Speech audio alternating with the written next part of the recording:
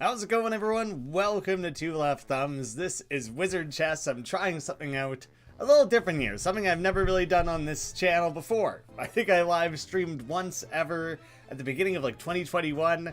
We did the big 20th anniversary of Abobo's Big Adventure. That was a fun, exciting thing. But I realized that it could be a great opportunity to just kind of hang out with you guys and just go live now and again and just mess around in different things. And I figured, what better way is there to do that than to play around in games that Two Left Thumbs is specifically publishing? What do you know? Win-win. Fun chance to hang out, talk about what's going on, a little bit of stuff for the channel, life, what have you, while also showing off some cool ass games. So, I thought I would start with WizardChess because it's an easier game than something like Dead Estate to, play the game and monitor chat at the same time. Dead Estate is very, active and all over the place and crazy, and, I'll stream it someday for sure because I want to, give that game more love and more attention. But I thought I would start with WizardChess because it's a little bit more laid back, a little bit more casual, currently existing in early access. So it's available now for anyone who's interested. It's priced at about $10, and we try to put it on sale for about 25% here and there, so maybe you just add it to your wish list for now. That's about as big of a deal as you're going to get during the early access phase while we want to work on building up the game, fleshing things out. I have not done any recorded version of the game since the tutorial would have changed. So I thought it would be a good opportunity to revisit the tutorial. I deleted my save file. The game's been expanded quite a bit, so I'm going in with nothing right now. I have a lot of hours into this game, so I should be able to build back up quite quickly, and I'll be able to show off some of the improvements and cool new features and stuff along the way. We just launched the big desert biome update last month. Yeah, it was in March. And so now is a great time. The game just got twice as big almost quite recently, so now is a really good time to get into the game if you've been interested before. So welcome to WizardChess. You are the bard, the dashing fellow in the swanky hat. The golden units are enemies controlled by the opponent. So in this first room here, I can try and talk through some of the intent behind the tutorial rooms because I have a little bit of inside perspective on that a little bit. It might be cool to share. I couldn't tell you how many hours I put in this game, and it's the first time I've ever noticed that the windows are chess pieces. There's pawns in the knight. That's really cool. I don't know how I never noticed that before. Congrats. You have achieved the IQ of a sharp rock. Now try moving to another tile with the left click. Out of the corner of my eye, my phone is having some sort of breakdown. It keeps restarting itself over and over again. So these guys, they can attack. They've broken the Clover Shield. You have the Clover Shield, a magical protection against damage. When the bard's defense is overcome, the shield is broken and the bard becomes vulnerable. It reforms over the next 4 turns. So you can see up top here, you've had that broken. If you are attacked again, have more than your 7 defense damage dealt, which again, 3, 4, they together would overcome that shield, you would die, you would lose. So in this scenario, you just gotta run. Don't tell me what to do, but if you don't let me tell you what to do, but if you stand next to those enemies, it's lights out. So yeah, the way that this game works is you don't chip away at someone's health, you overcome their defense. So he does 3 attack, 4 attack, I have 7 defense. Those 2 attacking together cumulatively was 7, so they broke through my shield. So I just gotta run. For the sake of this tutorial room, they can't move. Cool. Usually our contestants have a bit of muscle. Since you are useless, maybe you just run away. So I can just cheese it out of the room there. That's all that first room is about. Very basic, very simple. Nice, you survived. Normally you'd get some rewards now, but we'll get to that part later. Let's try some more combat where you can actually fight back. So the tutorial snakes you through a series of rooms in an order that it very much wants and needs you to go through them, whereas the main game you have a lot more freedom of where you go and when. You control blue units, you can select them and move them to any valid position, or you can inspect anything. The codex is a very important, very useful part of the game. so you're not stuck in a position of needing to memorize like 100% of everything that's going on. So you can always check in and see what their like unique abilities are and things like that. Like the Javelina, for example. I could move the Javelina to either of those, any of those 4 spaces, or you can see it switches from like a movement thing to a targeting. And for the pink spaces here, this is where the skill applies. And so the Javelina has a ranged attack. I can attack from a distance there, take out one of those. Were they Skellums? Or these are like the Fitulins. After your turn, combat occurs. All your units will attack all adjacent enemies. If their defense is overwhelmed, the unit's defeated. Otherwise, they take no damage. Try using multiple units to attack the same enemy, using their combined damage to overwhelm that defense. So the funny thing is he literally just moved into that same spot, and he will continue attacking it. I think he continues attacking it if you don't move him or disengage that, so that's what would happen there. And I'll run in another guy just so you can see the combined 4 + 4, 8. It overwhelms his defense. Dead, you win. So it's as simple as that. You get rewards for rooms. It's Vim. Vim can be spent in shops. It has a few uses. Pretty straightforward stuff. Unit abilities. The funny thing is I'm introducing things sooner than the tutorial otherwise would, just because I already have a familiarity with it. Unit classes have different abilities that are specific to their class. Passive abilities work automatically, usually at the end of a turn. Some have abilities that use an action instead of moving. These are active abilities. So this room has been one of the toughest ones to tutorialize. We had to set things up in a way where like there's a gap in the floor, so you have, which is normally not part of the game, you have to use the Javelina to target this guy across to try and teach you how to use a more active skill. So they have different abilities. For example, the Javelina can target highlighted enemies for a special ranged attack. Abilities like this will end your turn. So simple as that, you're just attacking across the gap there. So that's the main thing, the first thing that this room is teaching you. Pretty simple stuff. You could attack that guy automatically too. That is an active ability. The next thing it needs to teach you is a passive ability, something like the dog. For example, the Merc gains a bonus to their stats after moving, and the dog pushes enemies away before the combat. So, right now this guy you can see has 99 health, becomes defenseless after moving. So right now he's got this huge amount of defense pool that we'll never be able to overcome.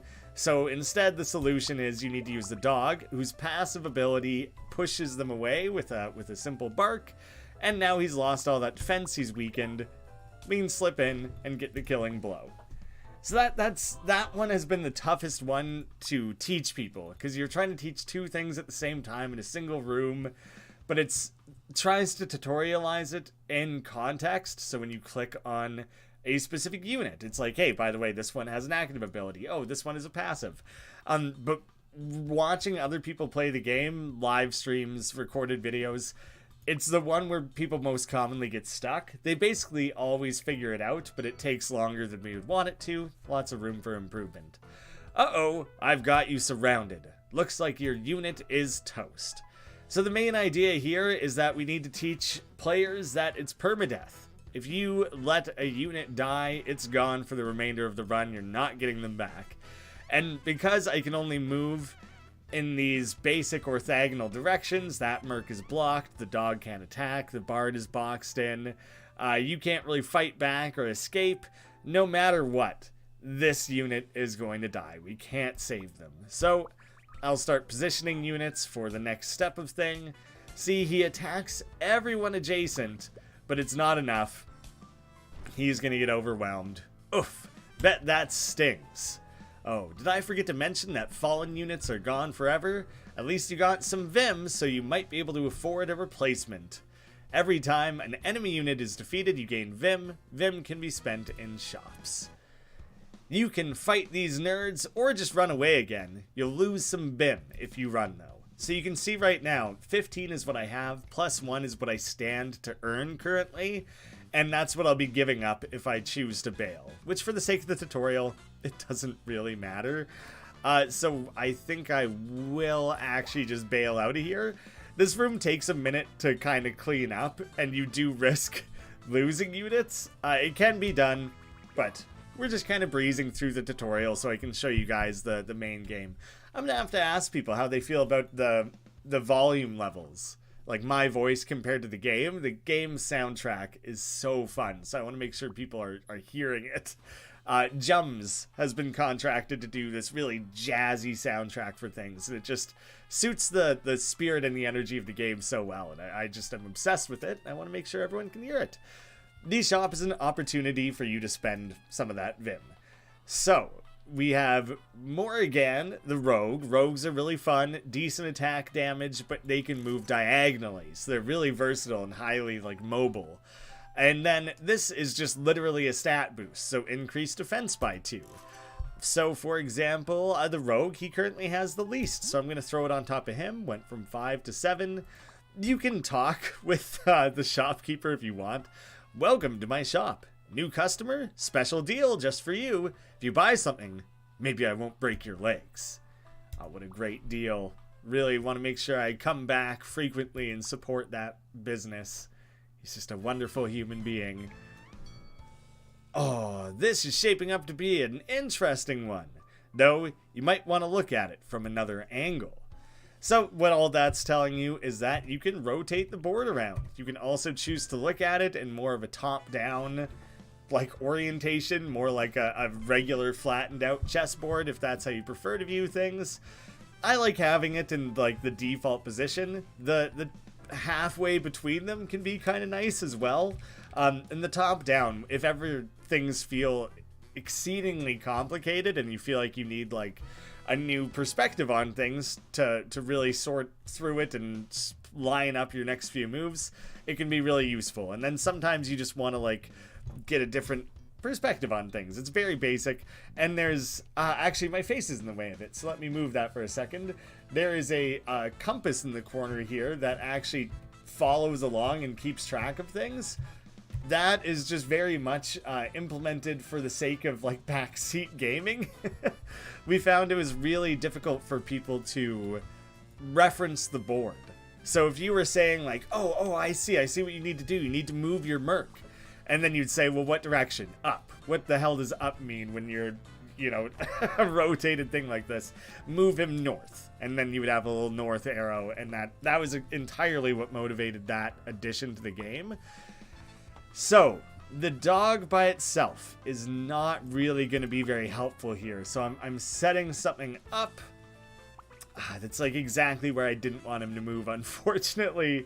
Because the dog not only barks to push units away, he will boost adjacent units' attack by the dog's skill. So anyone who's next to the dog will gain 2 attack from the dog's 2 skill. So I was gonna slide the rogue in precisely where that skellum went. The rogue's ability is he's poised, so he gains attack this turn of skill points. So he would raise his attack by 1 up to 5. The dog would raise it by 2 up to 7, and I could have one-shotted some of these enemies here. Without that, there's a little bit less I can actually make use of here. Now I have to start worrying a little bit. You can always check to see where enemy units can move, and maybe that's a little easier to see top-down. These guys have really basic movement. Both the skellum and the Fichelin just have basic orthogonal movement. So if I were to say move the merc up front to here, he only has 6 defense, he does 3 attack, he does 4, he would position himself 7 altogether, my merc is dead.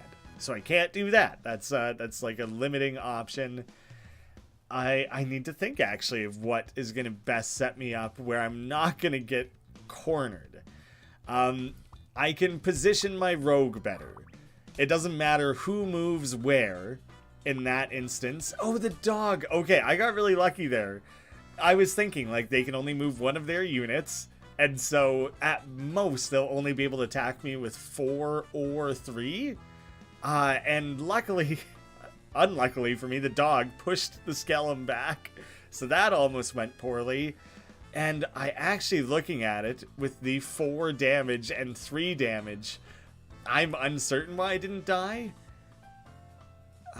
He pushes... Ooh. All adjacent enemies get a debuff. So, I think he got pushed back and debuffed, maybe, and that's the only reason I made it out of that. But now I've opened up a position here where the Merc and the Rogue can team up together on that Skellum, so he'll be toast. Boom, that one's gone. And I should have anticipated that. Damn, the Rogue is so nice to have. That actually really does suck to lose out on. So the Bard also has buffing abilities. You see he raises some of those stats there, raising the attack and defense by the Bard's skill for 1 turn. So it's not a massive buff, but it's helpful. The Dog buffed the Merc from 4 to 6. That thing only has 6 defense. I will just end my turn without moving. Clear that one up easily. Maybe I was trying to show off too much there. That's supposed to be a very easy room. And then I managed to lose a unit still. Crypt of the Necrodancer with its design. Like the units, the overall art style, some of the feel maybe. I could see where some of that would feel connected up. I'll be honest, you're better than a rock, but not much better. Here's some stuff so you don't embarrass yourself. So, in this room, normally you'd be paying Vim. A reward room, this is where you just get to claim things. So it's just a bunch of freebies here. Punch the Rogue. Yeah, that's better. Now you're like... as smart as Dog? Agamos the Dog. Is it respectable to defeat a dog in a game of strategy? We have Rizradvis the Merc. Art style of the characters. Yeah, I can see where there's like a Crypt of the Necrodancer commonality there. Like, still quite distinct, but like, it's an interesting approach to minimalist art, because I think it does still manage to stand on its own. Because it's minimalist pixels, it does feel like other games, but I really do think that this game has like enough of its own identity. I'm a little biased. I hope others agree. And we have Enrique, the Javelina. Yeah, I'm not above proving I'm smarter than a dog. White out in the comments. I'm as smart as a dog. We all are, hopefully. I would think if you can turn on a computer and log into a live stream, you're at least as smart as a dog.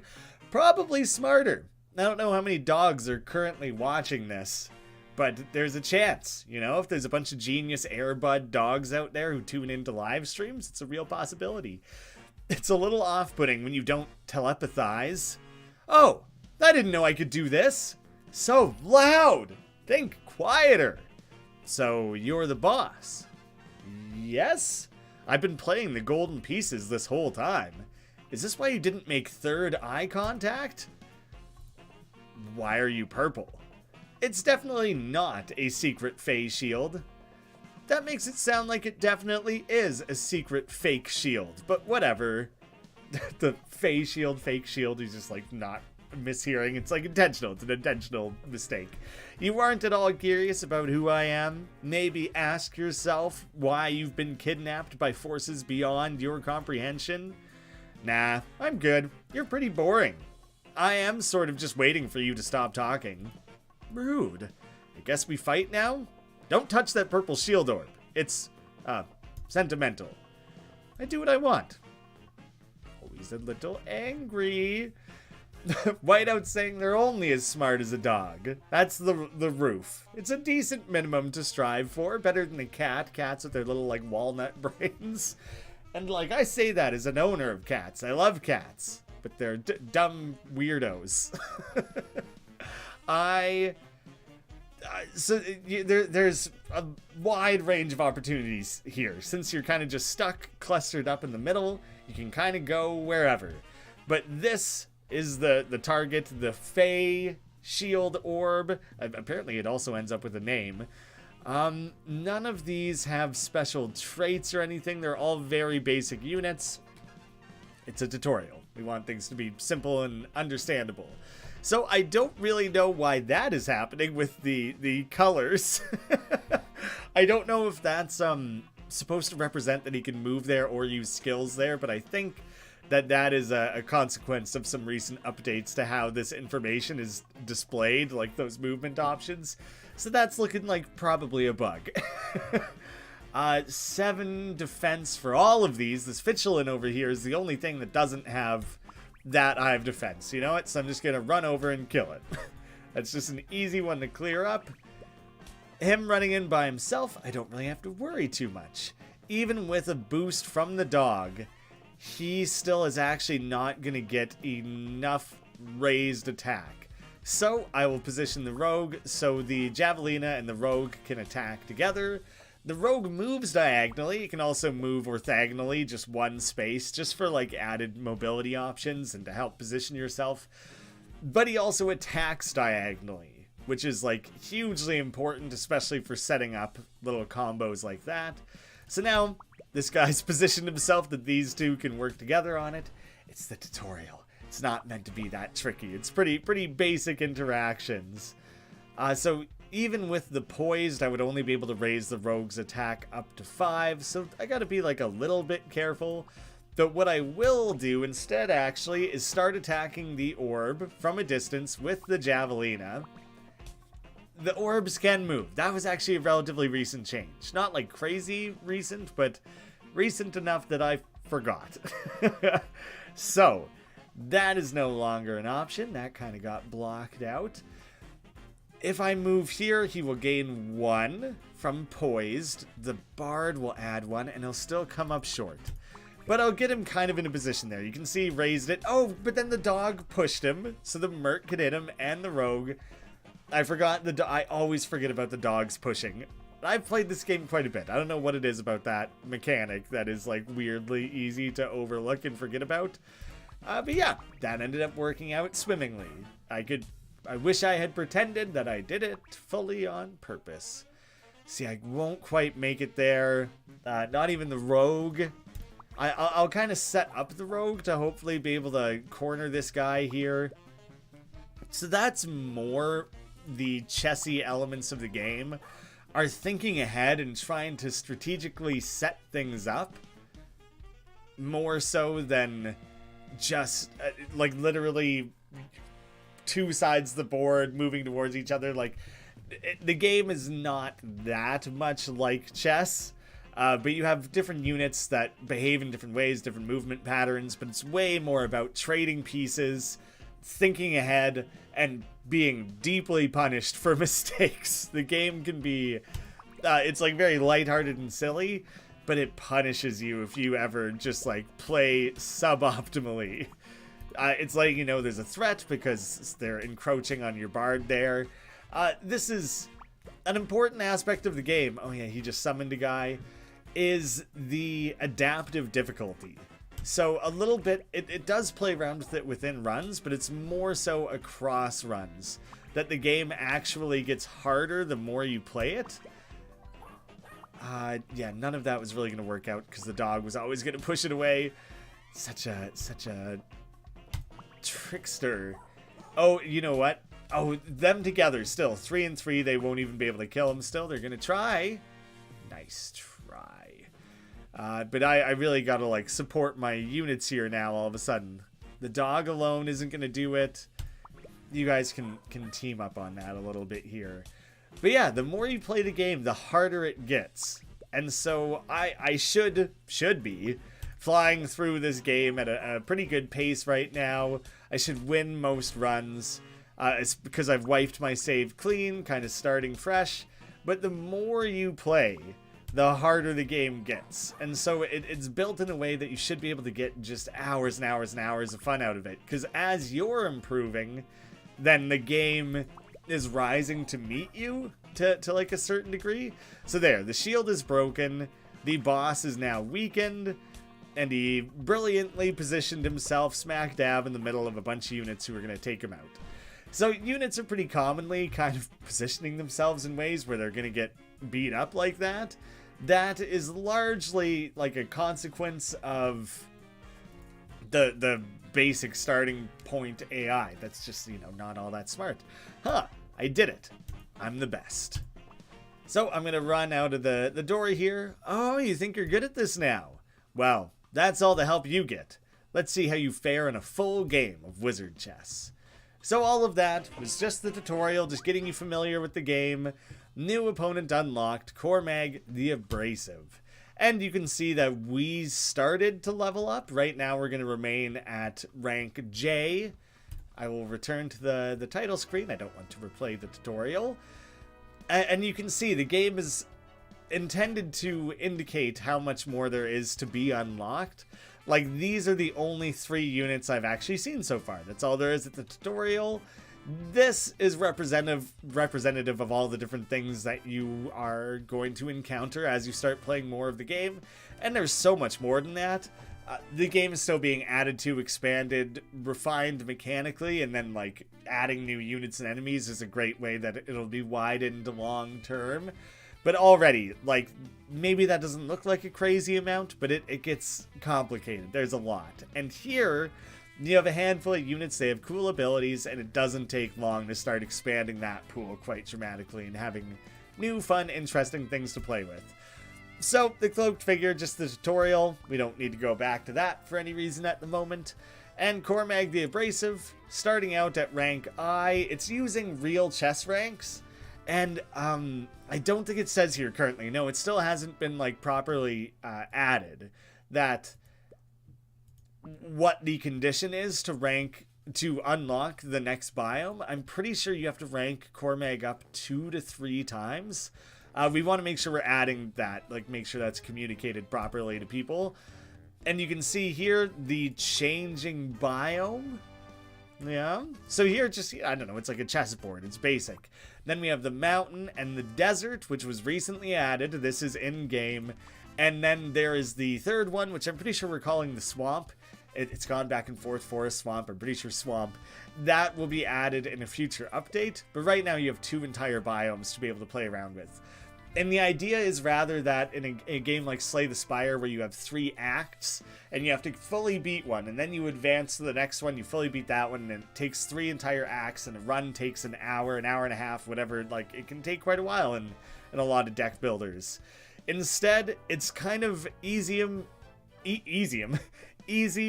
medium, hard, and you choose which one you want to play, and you start from nothing each time. It's a full roguelike, and runs take 20 to 30 minutes, so it's meant to be a little bit more accessible, a little bit more of a quick play, just come and fit it in here and there rather than setting aside an entire chunk of your day for it. And so we think that's where the game's really going to shine. And because as you rank up the different bosses, the biome becomes harder, the boss battle becomes harder, and new units are introduced, new mechanics get layered in. Even if you feel like you've conquered the mountain biome and you move forward, you can always come back to it and rank Cormag up further and increase the difficulty of it. So even if you feel like you've conquered a biome, there's always going to be a reason to come back to it. So that's a part of it that I find really amazing, and why I have put so many hours into the game, is that you always have something to do, and you can never truly maximally beat the game. Like, there are end points where, hey, you've defeated every biome or whatever, but you can keep ranking them up and keep making things harder, and then there's just so much replayability in that regard. And simple things like this. What is your starting party going to be? Currently, just starting up a new game, we only have access to the welcome party, which includes a fire merc, water merc, earth javelina, and earth and wood dog. Yeah, earth and wood. And so this is just a very basic room where if you're playing around with these different parties and you just kind of want to learn a little bit about how their different skills interact with one another, try and remind yourself, test out combinations. Oh yeah, the dog, he boosts the merc and now he can kill that, and it spawns in another one. They are scarecrows? They aren't even scarecrows, they're scarecrows. The goofy way things are named in this game cracks me up, actually. So, it's as simple as that. When you're ready to go play Wizard Chess, that's just like a setup room. Now we get to see what an actual board looks like. So you can see each combat room, shop, everything exists as its own block in this kind of mass of Tetris-y buildings. And hopefully this feels intuitive to people, that once you defeat this one, 1, 2, 3, 4 adjacent blocks will be revealed. This one kind of crumbles, goes away, and you can reveal more. These yellow ones are letting you know ahead of time, hey, there's some guaranteed rewards. So maybe if you're feeling like you're on the ropes, you're not doing very well, you push through and go claim some free rewards. And the boss sitting at the top of the mountain at the far end there, you can find the shortest path to him if you want and just go at it confidently with like a basic party. I like to explore around a little bit, upgrade my party, pick up new units, improve their stats and skills and things. So here's where the game's going to get interesting. These are now procedurally generated. So it's a random board with different obstacles and things around it. The mountain biome is mostly quite open. Each biome has its own kind of quirks. So the mountain is usually quite big and open like this. And the size of it is determined by the size on the board. I can show that more easily when I'm back at that. But this was like a 3 square combat room, so it's a decent sized battle that I'm in. Randomly placed units, monkeys, the imps you'll see can only move like the up, down, left, right, but they actually skip a tile. So there's only 4 places he can go, but he can hop over units, he can hop over these walls and things. So he moves quite a lot. That's something to keep an eye out for. He can be a little tricky. The gnomes, like Gnome, but gnome, might look cute, but they know karate and can attack in any direction, including diagonals. So this one is more just a versatile enemy that can move around a lot, has a pretty high starting attack damage. Like, if I don't do something, he will kill my Javelina. So I literally can't leave my Javelina there. He'll attack diagonally, so like most places I try and move my Javelina, it will get killed. So somewhere like, he can't do it though, so somewhere like here is probably the safest, because the imp, I'm taking away the imp's movement space there. He won't be able to use that against me. And I'm kind of just trying to look around. See, here, this actually works out really well for me. The Javelina's attack is 4. The gnome has that high, scary attack, but he has low defense. And so I'm actually just going to pick him off from a distance there. The high attack guy is now out of the picture. I don't have to worry about that quite so much. It's tense. There's certain units that you want to be like wary of who might get you. So I'm going to throw a javelin at this imp there. He might move, he might stay. I'm glad he stayed. Now I can move the Merc and Javelina together. He's toast. Now he gets the lonely debuff applied to him. You can hear the music downshifts in tempo a little bit, and the lonely debuff starts draining attack and defense every turn. So he is now just gonna, each and every turn that he moves, he'll lose one of each.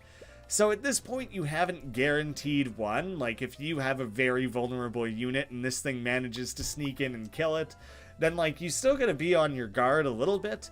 But the idea is at that point, you've basically won. You don't want to spend 5 minutes trying to position units just to kill one thing that's running away from you. That's a pain in the ass. So we earned a reward for that. That time, it just is Vim.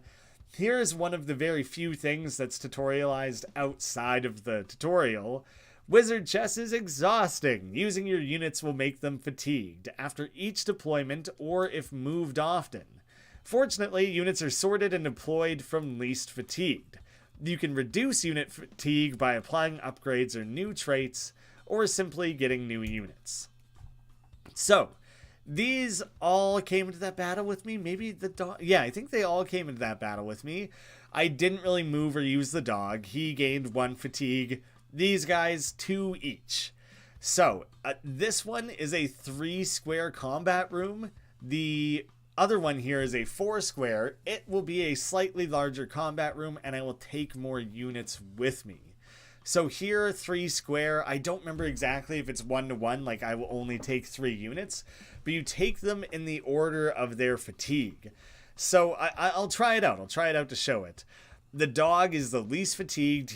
it chooses them from left to right based on that fatigue. So he is going to be brought along, the Merc, and the Merc will be brought along, and maybe the Javelina. A bit too cheesy. Just got here. This looks really interesting. The art style's fantastic. Honestly, people are split on the art style. I think mostly people enjoy it and get into it, enjoy the feel. I've seen a few people who are like, it doesn't look that great. I think the minimalist is not going to appeal to everyone, but I'm glad it seems like most people have been enjoying it. Is it designed to be more complicated the longer you play with meta progression, or a tight, simple core gameplay loop? At the risk of copping out, it's a bit of both. And I'll explain in greater detail during this combat. So, the Javelina might not get brought along. It depends if I bring 3 or 4 units for this combat. It'll actually show you kind of play the units. So the Javelina got withheld there. The most fatigued unit, it got pushed back to the end.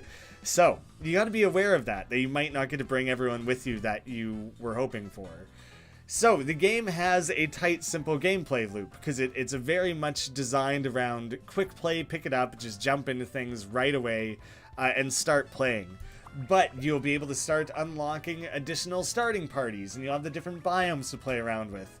The more you play, the difficulty increases as you level up, and the more you defeat the bosses, the more they level up, and so they'll start improving as well. And so there's like different ways that all layers together to really make sure that the game stays fresh and engaging, even if you feel you've reached a point where you've like mastered the game. You're never quite gonna be at that point fully, and that's kind of the goal, is to ensure that the game stays fresh and engaging. Oh, Jums! The composer behind the game. No one's let me know. You're going to have to let me know if the music here is a little too quiet, Jums. I want to make sure everyone's hearing the beautiful work you've done on the soundtrack. Yeah, absolutely. The game is designed around rewarding you for putting time into it. The hope is that immediately it's fun, but we want to make sure that it's not overwhelming, because the game is mechanically complex. And the complexity of it is not hidden, per se, but it is buried a little bit. Like, for example, going into this battle, it would have showed you right away that the Merc is a water Merc, a wood dog, a fire Merc. That has not come up yet at all. It's present, it's there, it's a valuable, important component aspect of the game, but that hasn't even like revealed itself yet. Oh god, okay, after so many turns, the doors open. That almost never happens to me, that the units bail, which is super funny, because now the lonely still applies to this guy. He abandoned his buddy, and now this skeleton is just doomed. So yeah, but the one thing is that he robbed me of Vim. Because I didn't defeat that enemy, I don't actually get the Vim for it, so I'm missing out on that currency. Maybe that's enough to want to go to one of these shops, but I think kind of not quite. Teeny tiny combat room. If I clear that one, it should be quite small and simple. Then I'll gain access to that shop. Another new unit type, we have the Sheldon. The Sheldon generates Krabbies. The number of Krabbies it generates is equal to its skill, so he'll be spawning 3 additional units and a pretty high amount of defense. So I won't have any easy means of just getting in there and killing him. I'm going to move the Bard out of the way so I can more easily access my dog for the sake of boosts. So the Krabbies can become a nuisance if you let them pile up. So I want to get rid of that right away. 2 damage isn't a lot, but you know, 4 damage plus 2 from that Krabby, they suddenly would kill that Merc. So like, it doesn't feel like a lot, but it can screw you over quite suddenly in this game. So I'm going to chuck the Javelina in there to start doing some damage. He'll probably want to move away from that. That positioning is fine, because the dog is going to boost both of these guys. I'll massively overwhelm that defense. 1 unit left. Now it's just that cleanup phase where we want it to not be tedious. even then, like, you still have to chase down this unit, and maybe it takes a couple turns, but now he has no attack, a pretty minimal defense. So that is relatively recent. I keep drawing attention to it because it used to not be that way, and we feel that this is a massive improvement. Maybe there's room to improve further still. So, such a small combat room, a couple units are like guaranteed to have to attend that. So, Litany here has been a part of, I think, like every combat so far. He's got a lot of excess fatigue. He's getting pushed way back. But at the reward room, we can maybe play around with that a little bit. We have a new Merc. I already have 2 of them. A third one, not the most valuable new unit, but he has 0 fatigue. He's coming in fresh. And now we can start introducing traits. Traits is something we wouldn't have seen yet. Bloodbound. Gain 1 attack for each friendly unit of the same element deployed. So it's both our introduction to traits and elements. Right now, I have 5 separate elements. I think there are 6. Fire, wood, earth, water, metal, and air. I might be forgetting one, but there's at least 6. And so the funny thing here is that this is not going to benefit anyone, but an interesting thing that you can do here, especially because right now I know I'm guaranteed 2 mercs in my next battle, maybe the dog, but it's a little less of a guarantee. The Javelina, also not quite a guarantee. So what I'm going to do is I'm going to apply the trait. You can apply it to any unit. I will assign it to the Javelina. And assigning a trait or a buff like that resets their fatigue. So I've now better positioned that unit to be more likely to be brought into the next combat with me. I will take on this slightly larger combat. I don't know if all 5 of them or just 4 of them. Just 4 of them got brought along. This is a difficult starting position. Luckily, neither of these imps can really go anywhere. Because if, I don't know, the imp wanted to, he can't move there. The bard's in the way. Him, the javelin, is in the way. So both of them can't really do anything. The gnome can move around quite a bit. He has diagonal attack potential. I'm just confirming. He would be able to attack this merc, this dog. He could kill the javelina. That should be my greatest concern. If he were to move here, he would kill the javelina. So I either need to kill him, which actually the merc would do even without the dog buff, so I can essentially leave that alone. Yeah, I will just leave that because that'll be a guaranteed kill. He was my biggest risk. That's an easy one. Funny that he moved into that position because now again the dog will buff the merc and the merc will overcome that 6. And I'm gonna move you in to kind of start pinching things off.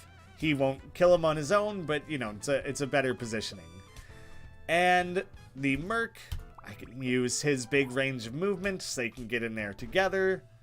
And this final imp, he should be pretty easy to deal with. Boost from the dog, easy. That room went splendidly. That's about as, like, smooth as it possibly could have went. Now we have a healthy dose of Vim, enough where I would want to go to a shop and start purchasing some upgrades. So the shops are just somewhere you can spend Vim. That's the gist of it. There is also the sacrificial pit.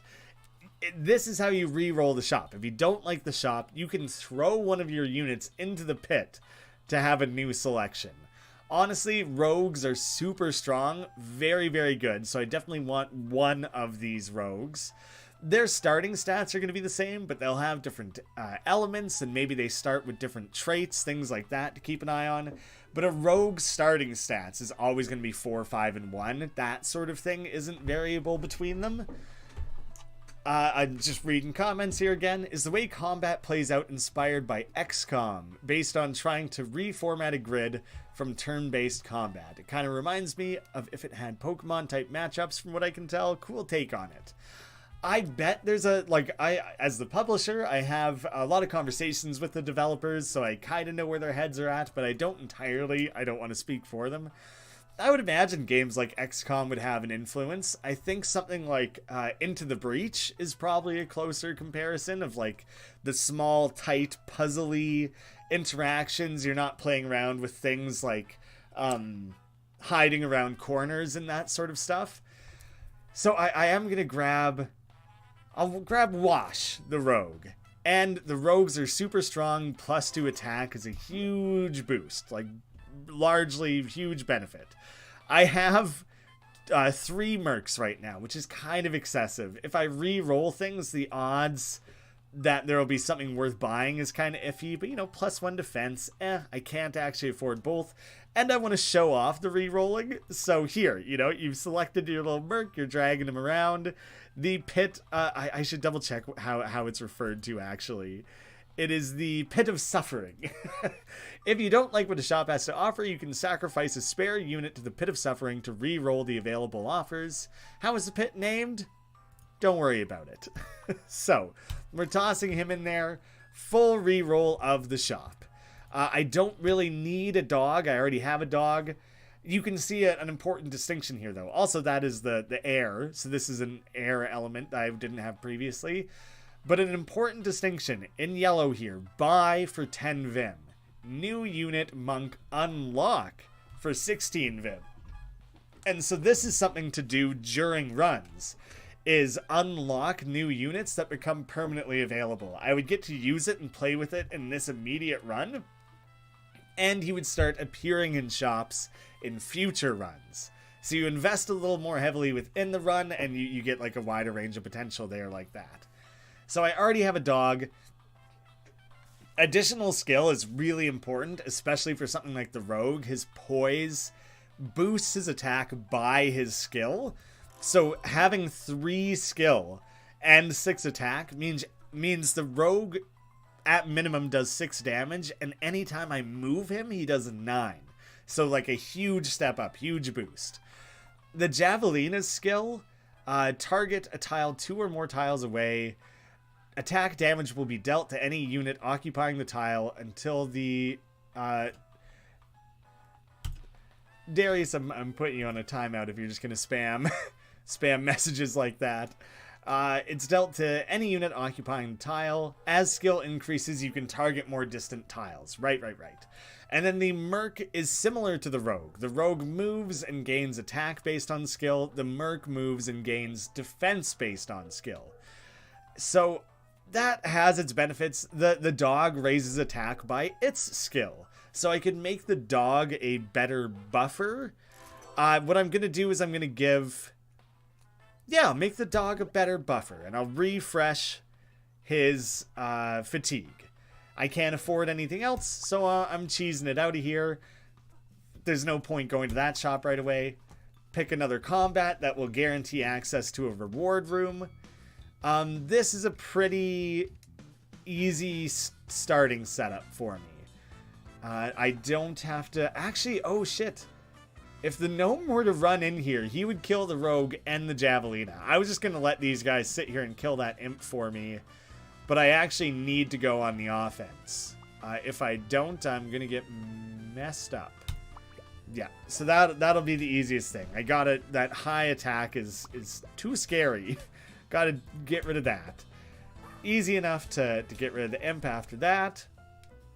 And now almost no matter where the skeleton goes, I was going to be able to get him.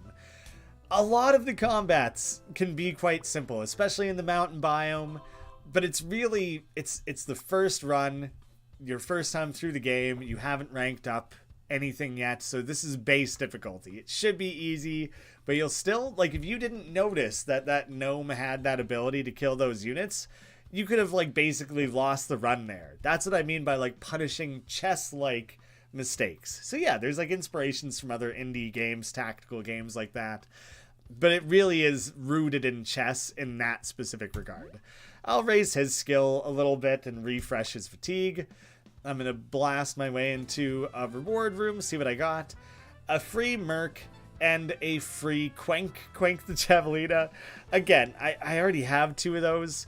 It is unfortunate that I'm not finding other Earth units that would make Hanq a little stronger. He's not benefiting from his Bloodbound at all.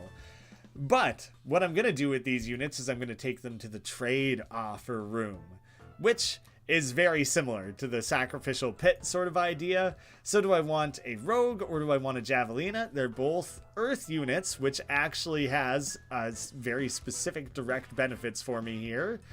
I'm already sitting on well, right now 3 mercs and 2 javelinas. And I don't really need that many javelinas. So what I'm going to do is basically what I'm doing is I'm converting. I threw away my air one and I acquired an earth one, which will now benefit Hanku. It's not showing it right now. He still is at 4 attack, but during battle, it'll run that calculation. Again, I don't need 2 water mercs. I've applied 1 upgrade to that one, so he's a little better. Rogues are strong. He's an earth element. There's like a lot of benefits to building my deck in that way. I'm going to hop into this reward room. Who knows what kind of freebies I can throw in my team. New dog. Who has like the worst defense? Javelinas have quite weak defense. This rogue, honestly, when he's buffed with his strength, his poise, his defense, very deadly unit, very valuable to have on your team. And so I want to have him be protected as well. Like if I get the bard out of the way here, I am going to basically clear the board with the rogue, which right now is like a viable option. And we've played around with a lot of the balancing in the game. Again, anytime I say we, I want to make sure I'm not taking away credit from the developers whose hard work is actually putting this game together. We don't want to stop people from doing that. If you want to just make one superpowered unit that you steamroll to run with, that's fine. Go for it. There are things in this game that you are running the risk of having punish you for that. If you go all in on one unit, you might lose that unit in a combat scenario that you didn't prepare for. And now all of a sudden you put all your eggs in that basket and you're gonna like lose out for it. So we don't want to stop people from being able to make those sorts of choices. This is really funny with where he spawned his diagonal movement. He actually like cannot get out of there. He's just fully trapped. And the rest of these units I am not too afraid of. I will reposition some units so my rogue has a little bit more mobility. Actually, I can just kill that guy right here. He can attack diagonally. 2 can play at that game. Oh, this isn't even my maximum rogue. This is like a decent rogue. He's not my main guy. So right now, I'm just going to open up some movement possibilities here. Not gonna lie, I have a tendency to pick up and break games like these, so I'm excited to see what I can do with it. Moonlighter, Luck Be a Landlord, Binding of Isaac, fear me. I can relate to that, I appreciate that, and we don't want to deter that in the game. There are certain balances that we've been implementing and reevaluating to make sure that like a base unit that you've put nothing into isn't like an insanely overpowered unit that you can just win a run with. Because as soon as that's the case, there's nothing encouraging you to try anything new. Like if you just... The Archer is a really strong unit in this game and was even stronger before. I don't have the Archer right now. We'll see them a little later on. But it started to become a thing that people realized how strong the Archer was, and so they would just do everything they could to make sure they had an Archer as an option, and then you just kind of win. So we recently retooled the Archer. Not even just a straight stat debuff, because that could be kind of unexciting, but we reworked how the Archer's skill works so that it's not such a guarantee of success. Like, a lot of people say that the rogue is overpowered, and why would you ever choose a different unit if you can just power up the rogue and race around and kill things? Totally strong, totally a viable option. The rogue is severely limited in the other biomes. It only works in this biome because it's so open. There's so many different paths for you to run down. So the rogue is, you know what, I'll even just commit really wholly to it and show like a super juiced up unit. I'm gonna unlock the monk, so the monk can now appear. I also get to start with the monk. The monk is really fun to play around with. I'll be able to show some of them off for sure. But yeah, between the biomes, they aren't even like consistent which units perform the best. So that, again, that's another thing that's encouraging you to switch up your strategies. So I can only afford one of these. You know what? I'm going to sacrifice the monk because I'd rather show it off later. We're focusing on like a base run right now, and now you can see it's appearing. I can start paying for it. I want to see how far I can push the power of single units. Oh yeah, you can go crazy with that. Gain +1 attack for each friendly unit of the same class deployed. So I only have the 2 rogues. That's not super likely to come up. Gain 1 defense for each friendly unique element deployed. I have a lot of unique elements currently. So you know what? I'm just going to keep throwing things on Wash here. Wash is getting a big boost. You'll notice that basically every trait has an opposite. So Bloodbound, you are gaining attack based on friendly elements. Here you're getting defense based on friendly elements, of unique elements. Then you'll see there's alternatives where you gain attack or defense based on having unique or same elements. Yeah, this one's unique, this one is same actually. So it's already a bit of both. You can see it's attack or defense, but you can also end up with negative traits where it's the exact same thing inversed to subtract from you. And those start becoming more common the more you play. And suddenly you have to work against the fact that you have these weakened units that aren't like optimal or anything. So you can run around and clear all this up to supercharge your units, but I have a wide range of things, and a few of them are powered up quite a bit, that I have some comfort here. I'm going to run ahead to the boss battle. As a fan of going anti-meta in every game, this one looks good for finding fun, dumb combos. Oh, and we're only at the beginning here. Like, we're playing with a pool of like 4 unique units right now. Merc, Javelina, Rogue, and Dog. That's like nothing. And you can already start doing dumb stuff like the... I'll go through this for a second. Sorry about that. I got a bit of a cold. It's this damnable chilly weather we're having. No. That other boss was right. You are so much worse. You're British. I'm Scottish. I don't know how to do accents at all. I'm going to try. I tried like 5% there. But you can do dumb stuff in this game if you want to. You eventually unlock the ability to use fully custom starting parties. And you can do 4 dogs. And then you put them in positions to boost each other's attack, and you apply like attack upgrades and things. But then it's really difficult because the dogs push units away from them at the end of every turn. I've tried to do it once. It's really hard to do an all dog build. But it's funny. It's funny to just try and fully mess around with it. So this gnome, again, I want to be able to see what his options are. Right now, he can only attack that Merc. Not a very big threat. This gnome won't be able to get at anyone where he could lay anyone out. Any like instant kills or anything like that. Not a lot I have to be too concerned with. This is my super powered rogue that I've juiced up a bunch, where he has the blood blocking adding to him. You can see this guy has his 2 gutsy bonus attacks from having the friendly same element. All those other earth units are adding to his attack, so he's a little stronger. This guy's got higher defense.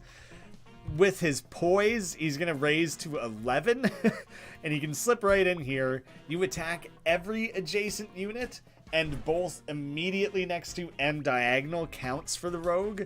Oh god, okay, so I obviously didn't anticipate that or prepare for that, so I got kicked around a little bit. Now this rogue, when I move him, he'll go from 4 to 5. Enough to kill the gnome, but Finny the dog will attack boost him, so with all of those bonuses applied, he'll kill both units. This rogue can kill that Krabby that was just summoned. I can't quite position the rogue where I was planning to, but it's enough to kill those 2 units. Having a familiarity with the game, like most players do end up winning the first run of the game, as long as they've like given the game a little bit of their attention and have engaged with it enough to like try to learn the mechanics. Most players win their first run. But this one has been especially breezy. Like, I think I've lost 1 unit, maybe 2, something like that. And I'm showing off like a super powered unit. You can go ridiculous with the layering of traits and buffs and things. You can make a single unit do like 37 damage, and it's it's a fun way to approach things. I don't do it all the time. Thought I would do it in this run. I have a limited unit pool anyway, so some of the ways you can start comboing units won't have presented themselves fully yet. So, you know, just focusing on this in the meantime. So, this rogue is not quite strong enough on his own to go for that. Let me... Oh, no. See, I would only raise him by 2. He would do 6 damage, wouldn't quite overcome that skellum. I'm trying to think, see if there's an especially easy way to get the dog over to there.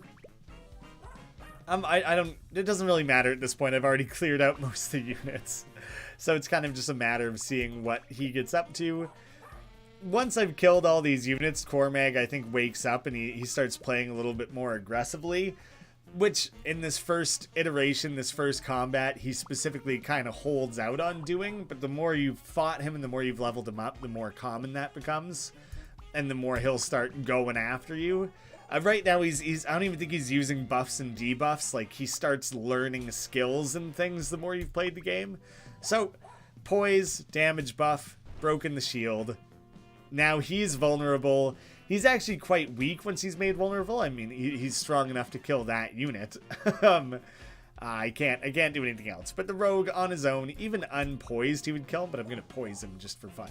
Oh, you can also see he was receiving a buff previously from another unit on the board that died, and so now he's lost that. Huh, I did it.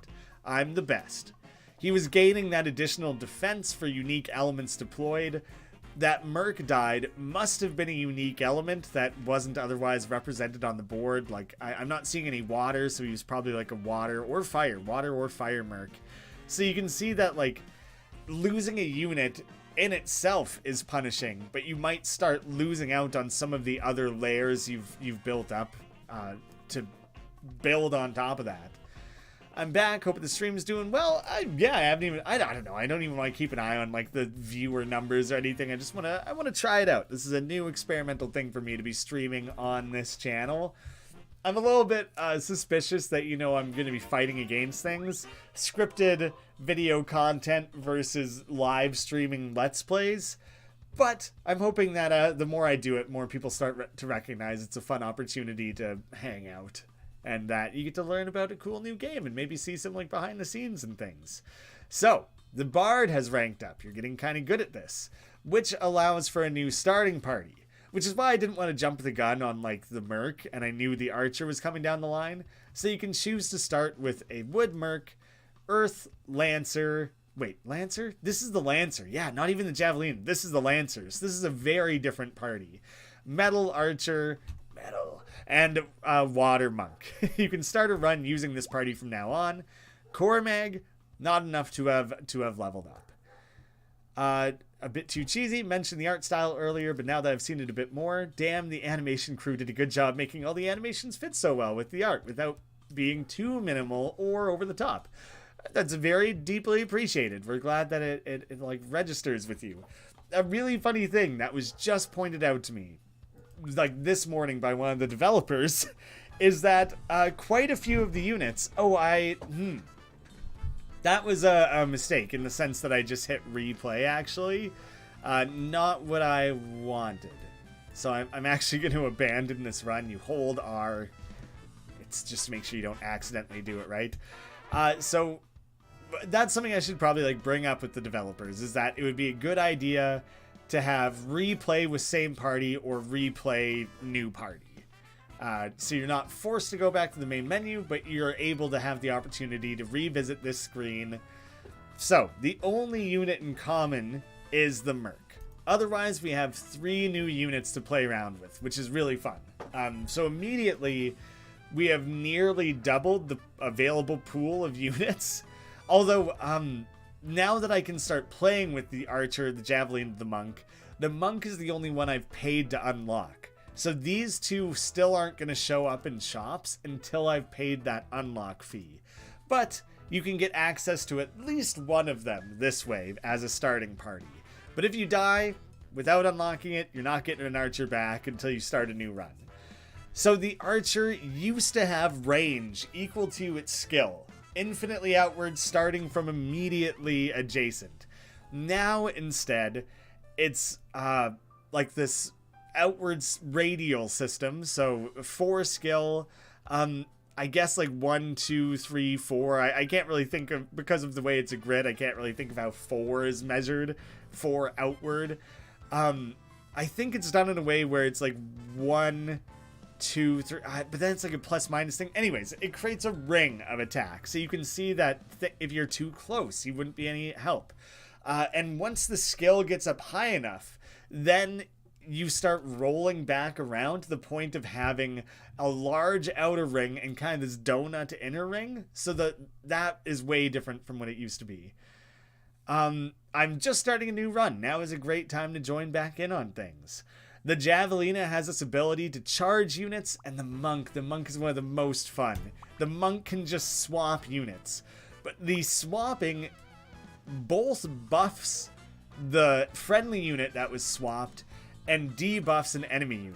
So 0, 7, 2 skill is what's affecting things, 0, 5. So that 7 and 5 we're going to pay attention to, because it's the defense that gets altered. Defense up to 9, defense down to 3. So both the Monk benefits and the Scarecrow loses. The combos start getting fun, where you swap your own units and give them a buff and position them somewhere new. The Monk is so fun to play around with. What was the other thing? Another trade-off with the Archer. The Archer can't move. The Archer is stationary. So you want to start playing around with things like the Archer, with the Monk, to reposition a unit like the Archer. So these things start layering together. Randomly generated board, going in, totally new.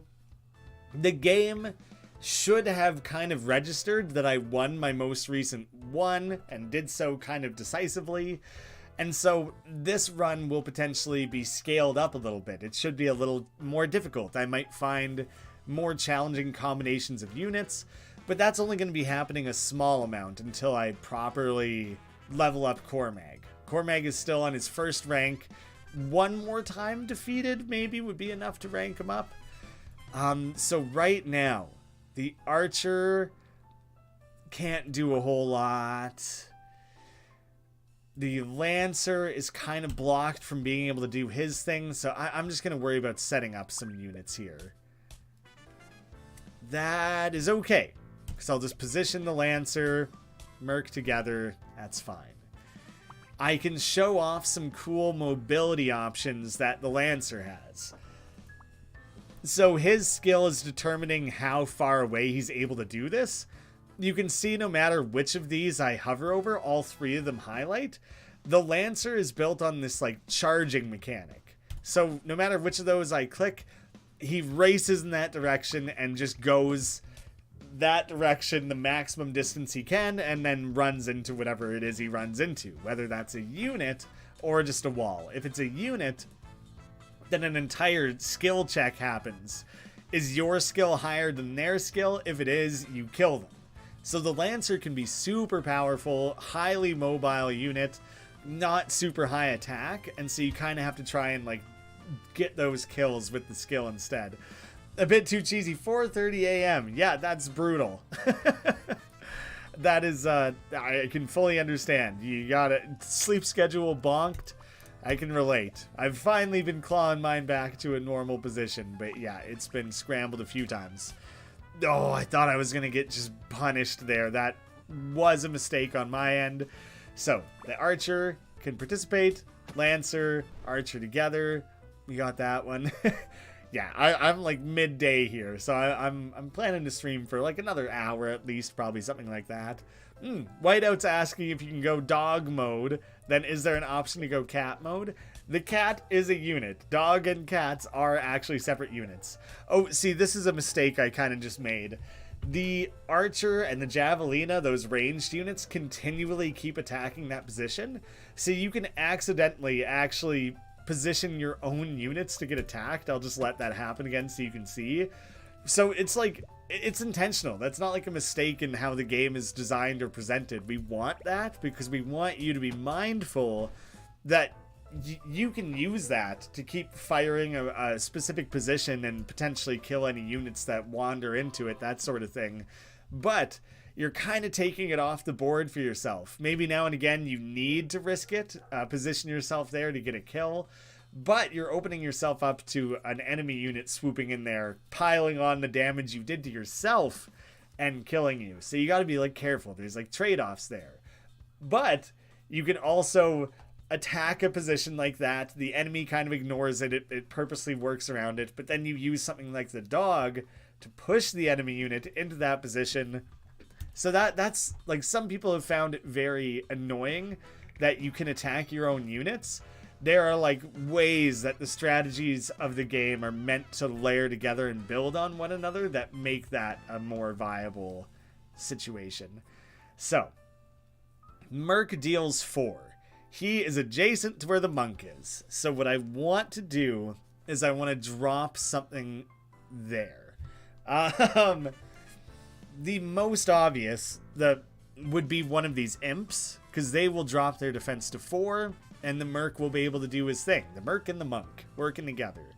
If I grab this one, I will kill it, but my monk will be stranded here. Sheldon 4 damage, Skellum 3. My monk is toast. You're trying to sound like I'm trying to explain to my mom why she should play a game, and now I know how she feels.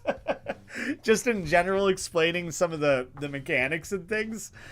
Maybe I should let the game speak for itself a little bit. But I feel like people who have never seen some of these who have never seen the game, who are going to be unfamiliar with the unit types and things, like if I just start racing through it without explaining what's going on, you're just going to see me clicking around on a screen, and things are kind of happening, but there's nothing really like rooting you in the strategy or making it clear like why certain choices are being made. I just realized I left my monk exposed.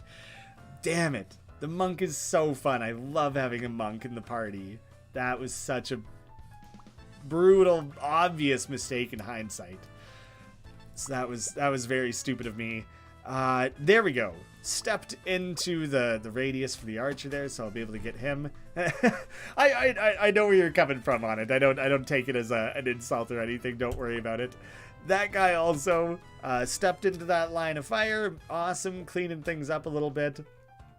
I can feel ever so slightly better about some very bad placements and sloppy gameplay here. Episode 1 Let's Play feel. I mean, yeah. But the funny thing is that I have literally like Let's Played this game before, but I thought because the game is in early access and it's kind of being developed and worked on and things, that it would be an interesting opportunity for me to do this approach instead and kind of continually revisit the game and show how things are changing. So here I can show off the skill-based charge. 3 skill versus 0 or versus 1. It literally won't matter. I will go with... No, I'll kill this thing first. Yeah, I'll just do that. So, the skill check, you went out. Get to take the imp off the board. It's pretty powerful, actually. It's a quite a strong skill. And investing additional skill in the Lancer can be super valuable. There. Now he's positioned for an easy kill. Tried to get my mom to play Undertale. That was a fun experience. It's been a long time since I've tried to get my parents to play any games. And I don't know what my choices would be. I don't know if Undertale, because like so much of that game is predicated on already understanding the tropes that it's subverting. So like I kind of wonder how overwhelming that would be for people. Free reward room. I'm gonna run in there and claim that. Start with Sonic Pinball or something. That seems like it's safer. Oh yes, we have a monk back. I love having a monk, so I was super bummed that it died. Glad to have that back on the team. Each friendly unit of the same element. It's not even gonna matter. I don't have any unique ones right now. I'm gonna give it to the archer, because the archer, even though he's been rebalanced, is still a very strong unit, so you can still get a lot out of that. This will be a super simple room, one square on that grid. Let's see. For I could swap some things around. This will be the simplest one, actually. The Merc will attack the Archer together. Boom. Shoulda recognized that one sooner. And again, can basically do the same thing. See, those small rooms, there's not a ton of risk to them, but you can see that the way that it's randomly generated some walls, you might get unlucky and you're kind of cornered a little bit. The game is designed in a way that you shouldn't ever lose a unit on that first turn as long as you're paying attention. Because it'll spawn you in certain positionings where if you make a mistake in that first turn, you could risk losing a unit, but it should never have a guaranteed loss. We want to make sure you're not just getting pure bad luck punished in that way. Adding a dog, that's a great addition. Gain 1 attack for each friendly unique class deployed. So this could be a fun thing to mess around with, is I could add this to the monk.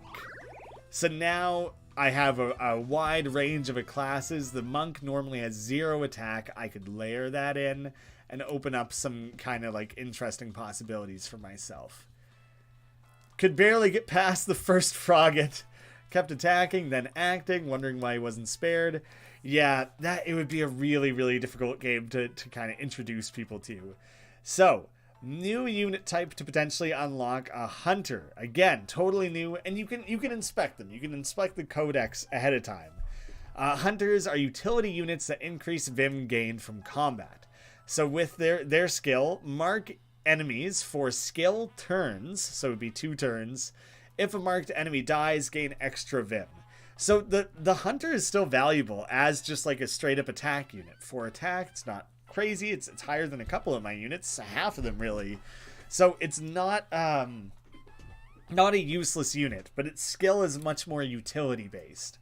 So, I don't know, I might not unlock the hunter right now. I'm already playing with such a nice setup of fresh new units anyways. But I could unlock a new trait. Veteran, permanently gain +1 upgrade to a random stat after surviving a combat encounter, which is pretty cool. I am going to apply that one. Oh, see, I think I kind of made a mistake there. Yeah, okay. I'm going to have to pass that one along, actually, to the devs. I meant to just click out of that screen, but I could still interact with the bottom row of units there. So I accidentally just applied Veteran to my Archer, which kind of stinks. It overrides the stat he had. These things are going to come up. It's early access. The game is full. There's a ton of game to be played. But, you know, constantly got to try and polish up those corners and things. Guarded. Gain 1 defense for each friendly unit of the same class deployed. Well, right now I don't have any units of the same class, and I will just add attack to the Archer.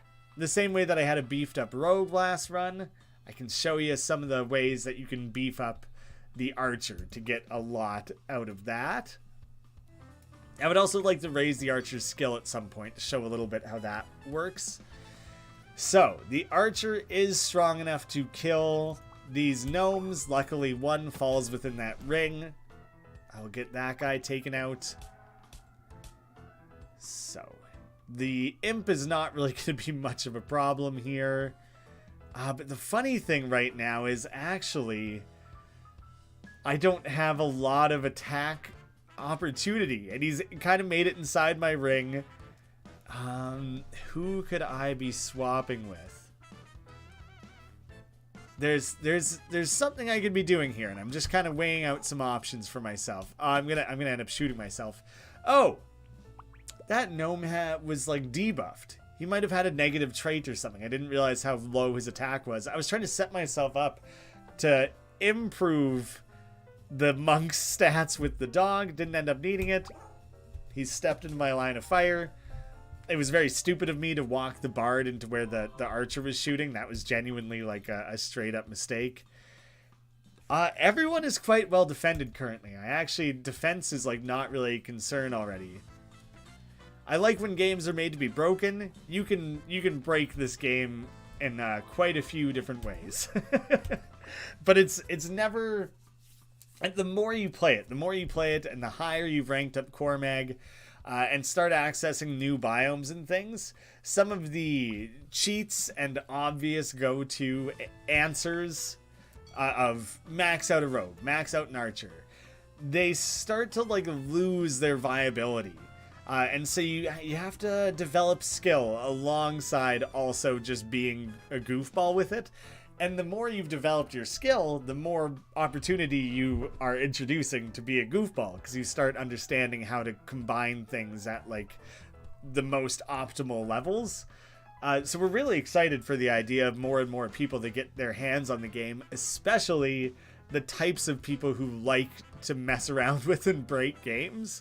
Because the more that people start doing that, at providing us a little bit of insight into like how players are actually playing the game, it should inform a lot, and we'll be able to rebalance things the way we have the archer without sacrificing the fun of the unit. See, the increased radius with the raise skill, you can shoot some really far off spaces, but now that inner ring is super vulnerable. The archer can't move.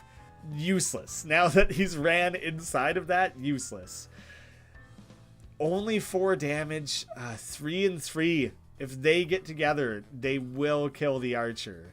So I either have to interrupt, get in the way, kill one of them, or hope that they don't just pile up on me. Did not make the game. Publishing the game.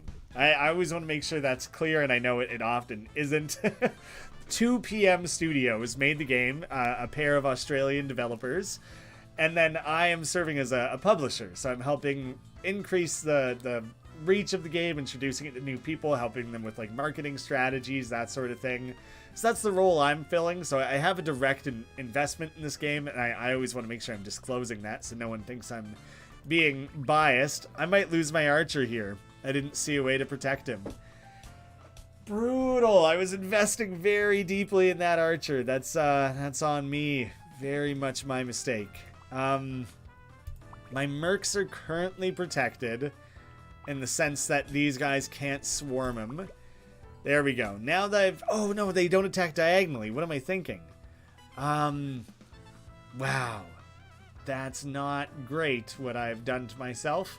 Alright, space back out again. Hey, thanks for hanging out, Cheesy. Thanks for swinging by. I will wish them the best on your behalf. Glad that you seem to have been enjoying the game thus far. There, once I got down from 3 to 2, I feel a lot more comfortable. How do I want to set this up? I got to be able to start, like, squaring these guys off a little bit. Losing that archer was rough.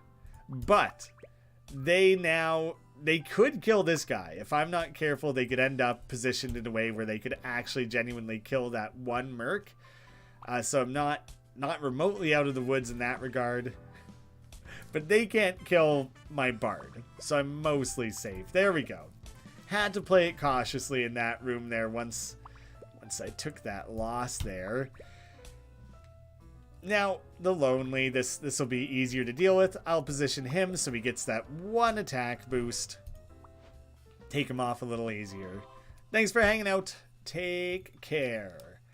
I will go for the shop, and I'll go for the one that's next to the boss in case I randomly decide that, yeah, sure, I am ready for the boss. I will add an additional monk for each unique class. Well, that's not really going to benefit me here. Yeah, I will just buy 1 monk. I don't have any water units left, so I'll favor that. Let's give an attack boost and a skill boost to maybe the dog. Yeah, I could skill boost the dog. That wasn't the most exciting shop, but I got a minimal amount of stuff out of it there that could be of use. I'm going to do a couple more combats, maybe earn a bit more Vim, maybe go to another shop before I try and barrel into the boss. I feel not super prepared for it right now. Taking out the gnome, because he scares me. High attack damage. 3, 3, and 3, you know, they could potentially, it could work out, but I'm not too worried about it. I would be able to drop his defense down to 5 with the monk. Not quite going to be enough. You're a little bit stronger overall. It's not quite going to work out. I'm moving the dog. The dog will boost him. Oh, and I think the inspiration from the bard maybe still carried over, or something. Something worked out there. Worked out slightly better than I was even planning for. And now here's where the monk gets really fun. Is I start dropping in units that I've just weakened. I've like directly debuffed. and so you can kind of really play around with that and start setting things up. To get some really cool kills, but you're often leaving your monk really vulnerable by doing it that way. But it's a fun thing to mess around with. I really enjoy it. So I would say that went quite well. Let's do another large combat room. Oh, the monk might not come along with me on this one. Yeah, no, it was a big enough room that everyone gets to come. Skellum instantly dead. It's a difficult cluster of enemies there that I don't really want to get cornered by. The gnome attacks diagonally. Yeah, anything I try and monk swap there will be vulnerable. So I'm going to grab this guy. I'll be able to kill these 2 skellums quite easily. That one, just 2 attacks. He had been debuffed, so that's what makes that work. That 6 I wouldn't quite be able to deal with. Maybe I get the Lancer better positioned. The funny thing is right now, his skill is such that I wouldn't have killed him. He had 4 skill, but he just generated a Krabby. Oh, and he's too near to do... You got to build up that speed, though, so it won't quite work how I want. So, what are my next options, then? Because if I leave him there, he's going to get swarmed. So instead, I'm going to push away one of those guys. So there's less enemy units clustered together. See, here's where the Krabbies are starting to get a little worrisome as well. They're really starting to pile up against me. I'll be able to take out a couple of those units quite easily. I'm worried, actually, because you'll die. If I position him there, all he would have to do is move that Krabby. Yeah, so that's too risky. I'm not doing that this phase. I'll start setting up some other units for, like, future moves. That's not so bad. Again, I don't have to worry too heavily about that one. So let me slide in there and get rid of that Sheldon so we stop spawning Krabbies. 1 unit at a time, doesn't really matter. 3 skill, 0 skill, full run length. Boom, take that guy out. Krabby, nice and easy to clean up. Like just, you know, you're kind of leading yourself into a position to just get killed. Do the Krabbies still add Vim? They do. They do still add Vim. So it's kind of funny. You could farm that unit a little bit to like really, really get a lot out of it. I should have done some monk shenanigans right at the end there, just for fun, just because I like doing them. But there it is. 6 and 6, easy.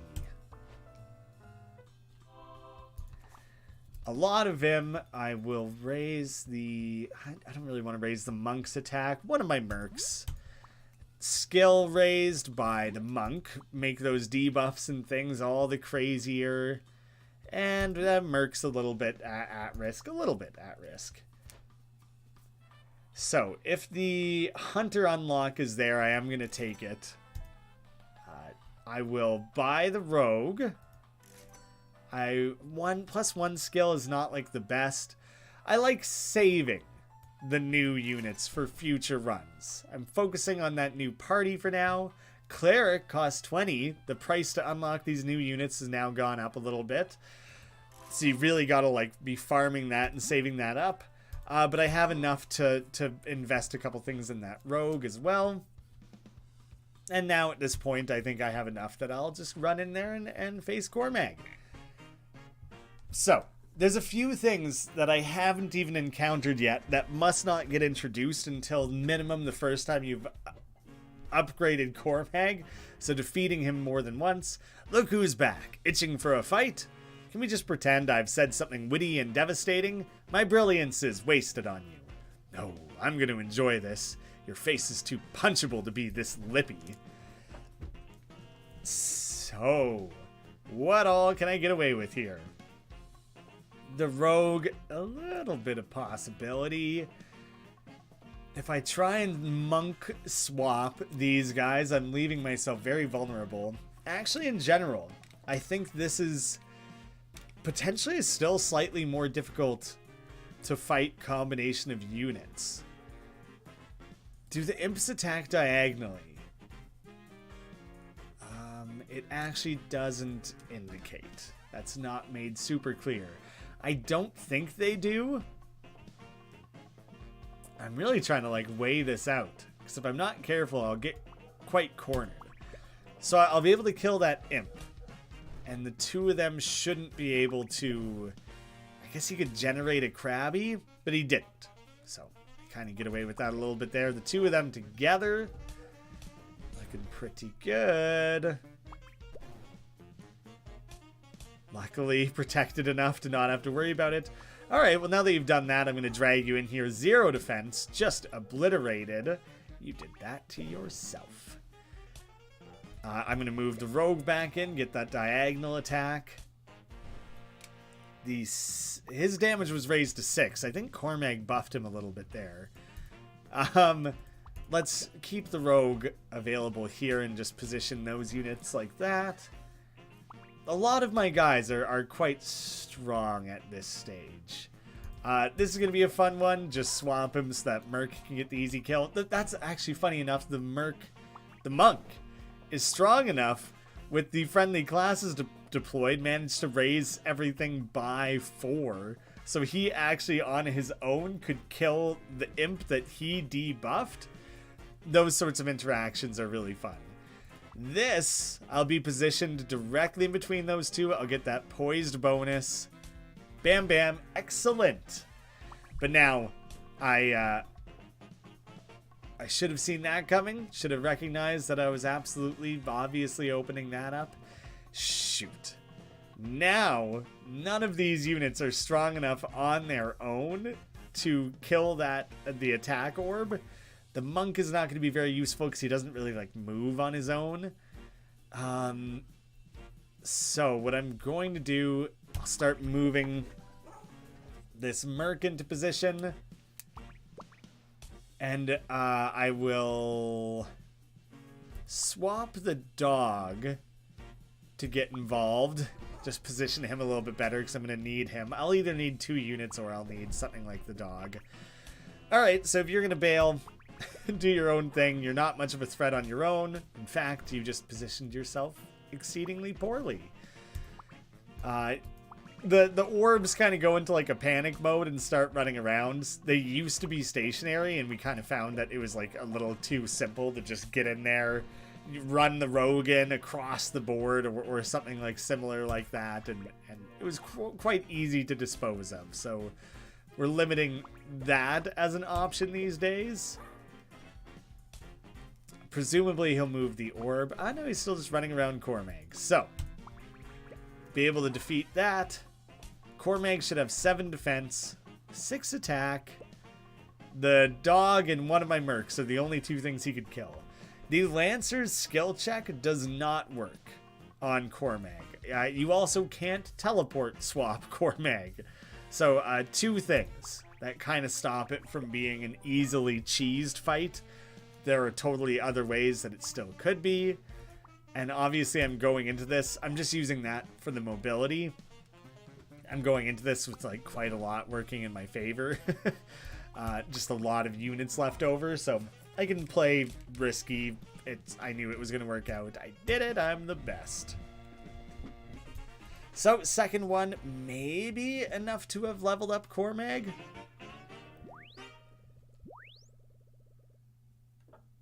Fingers crossed. Was that not quite? Am I just shy? It's kind of hard to tell there, which is maybe needs to be tweaked a little bit so that you don't have that confusion. So I'll return to title on that one. He is still rank I. So I think the third one is what it's going to take. And honestly, you might achieve additional experience by like how you play on the board. Did you lose units? How many combats did you participate in? I think it factors in that sort of stuff. So I want to do at least one more because I want to rank him up. We didn't unlock an additional starting party because we didn't rank up ourselves. The bard didn't rank up.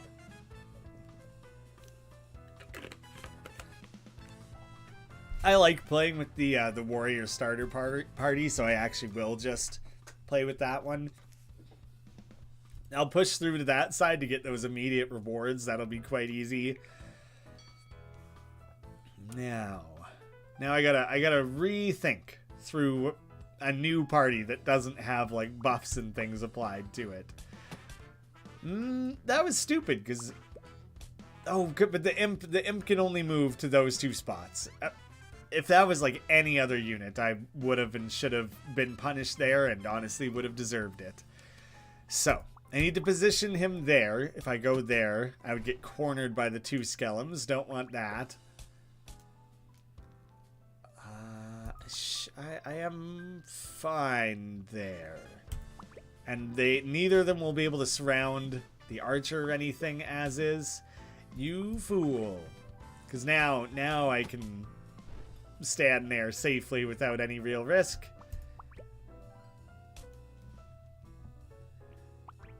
Genius move right into the line of fire. Graduated top of his class. Hey, Buyer Canvas, how's it going? Good to see you. Thanks for swinging by. This is... I'm actually going to waste the trade offer. Unless there's something fantastic available here. You know, like I already have a monk. Not going to worry about it. I'll go talk to the shopkeeper to just see what he has to say. Welcome! You're just in time for our special deal. This fine specimen of a unit behind me can be yours. For a price, of course. Put your donations in the pit. So, I literally just went to that room to open up additional options. That's not enough Vim for me to want to go to a shop currently. So I just wanted to open up some additional avenues, like places I can visit. None of them should be able to corner units. His 5 attack, worrisome, but I have some good defense to work with here, so not a real concern. I wouldn't quite be able to use the monk to drop him anywhere where like I'd be doing some fun combination or anything like that. Unfortunately. What other opportunities do I have here? I'm going to try and make use of the Lancer. I don't know if he'll move him. Now I got to like reevaluate and make sure. So he didn't attack diagonal, so I don't have to worry about that. So I can do what I meant to. 3 skill versus 2 skill. Overwhelmed. I'm glad you're enjoying it. You know, reaching out to a fellow creator, someone who's in this space or whatever, hit me up anytime. I'll hook you up with a key to WizardChess. That's not an open invite to everyone. That's me specifically wanting to support other YouTubers / someone who's also exploring the publishing space, which I think is really cool, and I'd, you know, help out whatever way I can. So yeah, let me know, and I'll send you a key to this.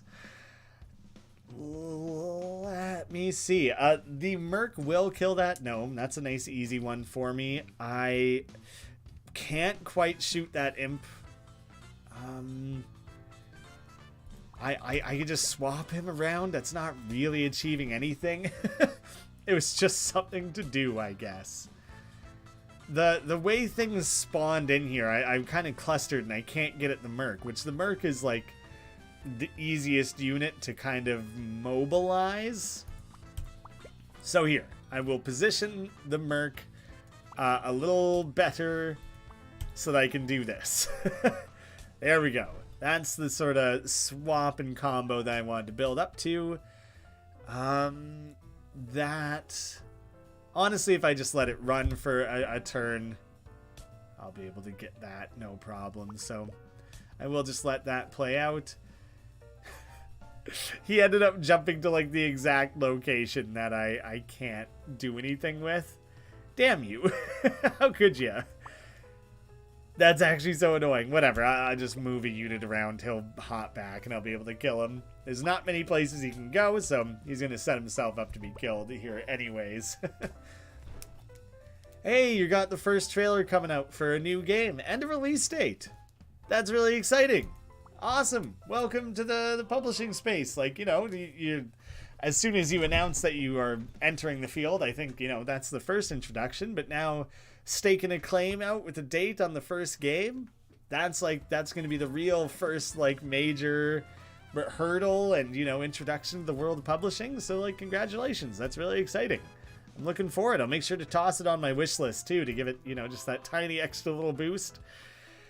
Who do I want to raise? Ah, the monks are so fun. I'm going to stat boost my monk so I can make use of that. It's really funny how it makes the board look really interesting to have carved out a line like that.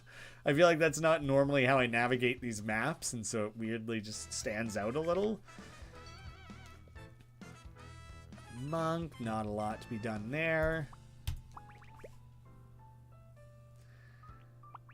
I'm trying to like replay in my mind the three things I had said that might be good changes to have. I can recall one of them.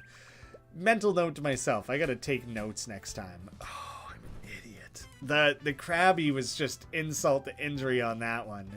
Crap. Okay.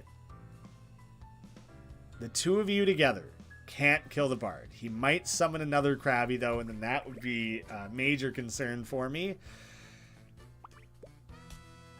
But here, I can start playing around with some of these swaps. The monk is going to be kind of hilarious here. So let me just start positioning units like that. There we go. A 2-unit combo. Doesn't need to be anything fancy, nothing too complex. Just trying to survive at that point. That's taking a loss this early in the run like that. Stupid. Very, very unfortunate. Get out of here, Krabby. You're not even a good unit. You're just kind of getting in the way here and prolonging things. He's quite mobile, actually. A little bit of a nuisance. Let me pull your buddy in here so I can force him to get killed instead. Oh, damn it. But he's not... the skeleton wouldn't have been, like, debuffed or anything, so that's not even... Okay. I'm pulling the Krabby in because I know I can kill it. Because I just have to kill one of these to activate the Lonely. It looks like he's actually going to run out the door. He might bail. Oh, not quite. I'm not sure what it takes for a unit to, like, choose to bail. So let me bring the Merc back around here to clean this one up. Yeah, let me just wrap that one up. Damn it. What did I lose there? Just like a Merc or something, right? It wasn't even that valuable. Now I will do the shop. Oh, thank you so much. I look forward to everything, man. Your channel and everything has motivated me as a content creator and a publisher. Thank you. Much love and support. Same to you. Yeah, I look forward to being able to like spread that around, you know, as more creators start entering this space. Hopefully, I would want them to. I think it's providing interesting opportunities for new developers and like new perspectives and not just the biggest release of the year. Like you want to make sure that like these small projects have as much love and support as well. So like, yeah, it's something I really value. And so as soon as Cute Fame's adventure is available, then yeah, hopefully I'll be able to like let's play that, show it off, do some retweets, whatever we got, man. So, you know, gotta have each other's back here, and I deeply appreciate that. Additional Vim on surviving a combat encounter. Cool. So just any unit. Each friendly unit of the same element deployed. I have no repeats of elements currently, so again, that's nothing. I want the defense bonus. I like definitely want that on my archer there. Feels really risky otherwise. Additional Vim. The monk currently has the most defense, but I play really risky with the monks. Oh no, you have the most. The Lancer. The Lancer, you're my way of earning Vim. Friendly unit of the same element. Honestly, I'm not even going to buy that one because it won't do anything currently, and maybe it would down the line. Hey, Nick. So that combination of letters doesn't roll off the tongue so easily. It's not what I thought when I first looked at it. That 5 damage will kill the dog, because the skeleton will do 3, the gnome would do 5, the dog would be toast. Oh, I don't have my monk or anything here, so let me just move the dog. Yeah, that's the only thing I'm going to do here. It's going really well. Hope you're doing the same. That was not at all the moves I thought anyone was going to make there. Now I got to reevaluate. I want to make sure that the archer doesn't get cornered. I don't want the skeleton to be able to like slip in there. Yeah, he's positioning himself to be able to kind of waste my archer, which I really can't allow. So I gotta block that. I don't like... Oh, happy birthday. Good to hear it. No, damn it. Oh, I've tried to block one avenue for the gnome to come in, and I ended up opening up the skeleton to come in. Wow. That is not great. That is terrible for me. How do I salvage this here now? Because the two of them together can't quite kill my lancer. So I have the tiniest bit of safety there. Even if they gang up on him. So, I almost want them to gang up. I want him to get baited.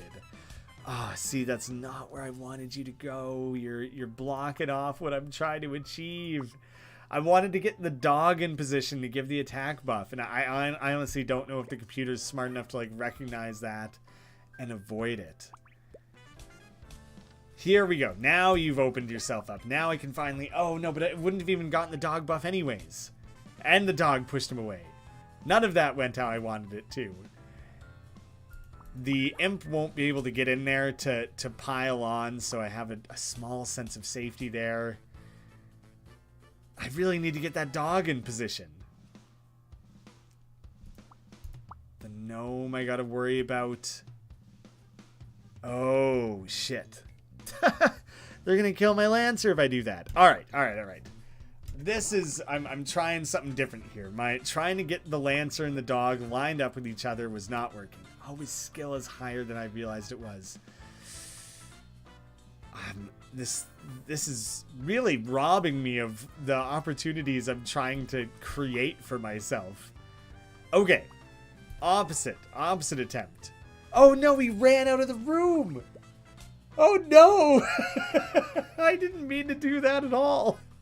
Okay. New plan. I didn't realize he would run himself out of the room like that. That's actually genuinely so funny. I was positioning him there so he could use his run move to kill the gnome. I'm bailing. That's the first time in I don't know how many runs where I've actually felt like I genuinely needed to bail. I have the reward room at least. Damn it, that went very poorly. Lost a unit.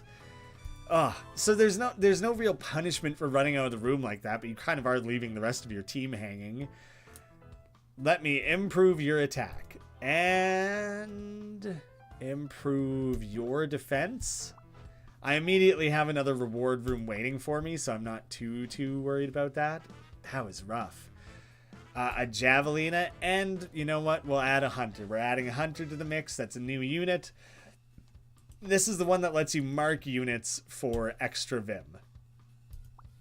Slip into that attack room because it opens up quite a lot of the map there. Nowhere I can use the Lancer's charge. I'm going to attack him just to, like, I don't know, force a move, I guess. That is within my range to attack as well. It's kind of interesting because if you look here, you can move 2 and attack 1. Move 2, attack 2, move 2, attack those 3. But here, because you can't move, you're blocked from moving here and here, it immediately trades off into ranged attacking. So that's really useful. If you were ever pushed up against a wall or something, you could throw over top of it potentially. And in this specific situation, like, hugely valuable. I'm not sure if I ever recognized previously that that was how that precisely worked. Let me run off to there. Yeah, damn you. I kind of thought you might. Well, let me create a little bit of a gap. Because it doesn't matter which... Okay, yeah. I was going to say it doesn't matter which of the two of you move. He did the exact thing that stopped me from doing the Lancer skill that I was trying to set up there. But now you've set yourself up. Enemies so commonly walk into these attacks. Like, the layering of the AI, I think, to be complex enough to recognize every different way you could fight back would be insanely complicated. And to a certain extent, you don't want that. Because if the computer feels like it's cheating or whatever, that it can, like, just recognize every scenario and play like an optimal grandmaster. Like, the AI gets better the higher the difficulties are. And it less commonly makes mistakes like that. But I don't think there's ever a point where the game is like, the computer is perfect. Because it wouldn't be very fun to play against a perfect computer that you just feel like you can never actually beat. So that's it at the shop there. I'm going to leave that. This one actually doesn't have a history on Newgrounds. A lot of the games I've been involved with, Dead Estate, the first game, the most obvious example, was just a free game made by developers in their own spare time that we then brought to Steam together. So that one obviously has roots in Newgrounds. Repellafella, spiritual successor to an old Flash game, Ray. Fancy Pants, Alice is Dead, recreations of old Flash game experiences. Picayune Dreams is coming from developers who I met and know from Newgrounds. This is like one of the few games I'm involved with. There's a couple now. They Speak from the Abyss, Beloved Rapture. They don't have ties to Newgrounds. So many of the games I do, it's a very fair question. This is actually one that does not. So, the Javelina will kill this imp. And this gnome. Just direct adjacent attacking. Okay, the hunter... I was curious what the hunter's movement was. So I could mark someone for that additional Vim if I really wanted to. But you can see here, this Lancer will not kill that imp. The 5 versus 6. So a cool thing here, the Javelina can attack at a distance and will still do those adjacent attacks. So you do your regular attack and skill. So that was like a very easy choice because that just layers together very directly. I'm actually going to mark this gnome because he'll be a free kill. And you can see some additional Vim flew off of that. So you get a lot out of that. I honestly could have wasted a couple turns there, like marking the last unit. There's ways you can play around with that to really try and like get a lot out of it. Let's beef up the hunter a little bit and get him a little bit more involved offensively. I am going to do what I did before. I'm going to unlock the cleric so he can start showing up. I have the Vim to spend. I'm going to sacrifice him just to get rid of him. Just so he's not even a part of my party. Because I want to save sharing new units for future runs. You know, you don't want to share everything all at once. Let the game introduce itself a little bit more casually. So, 9, I can afford one of these and the defense, so I'll just grab the defense first.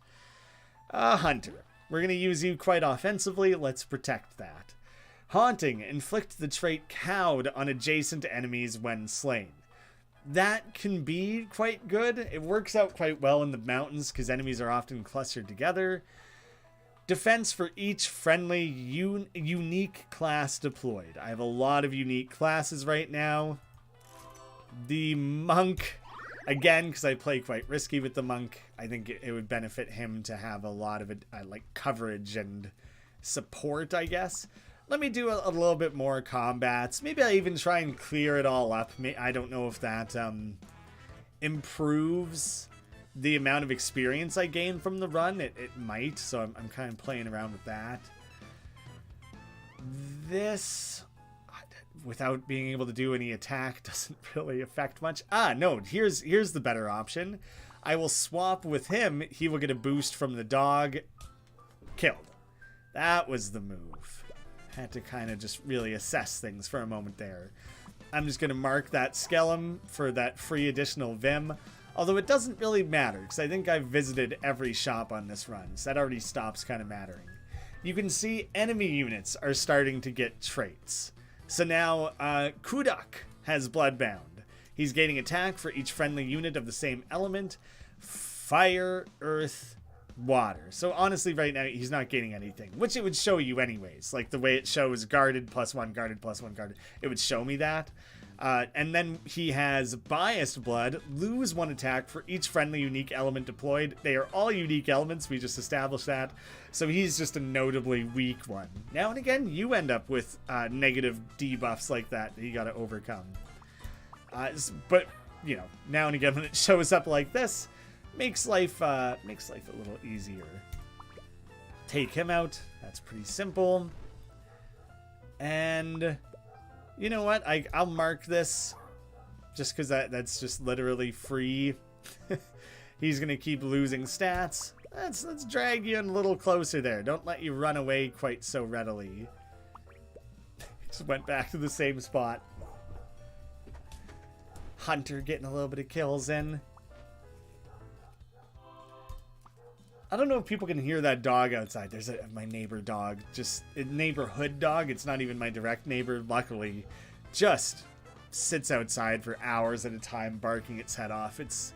They're just terrible owners. It's really unfortunate. I feel bad for that poor dog. Let's see. That was the obvious first move. I felt like that made sense.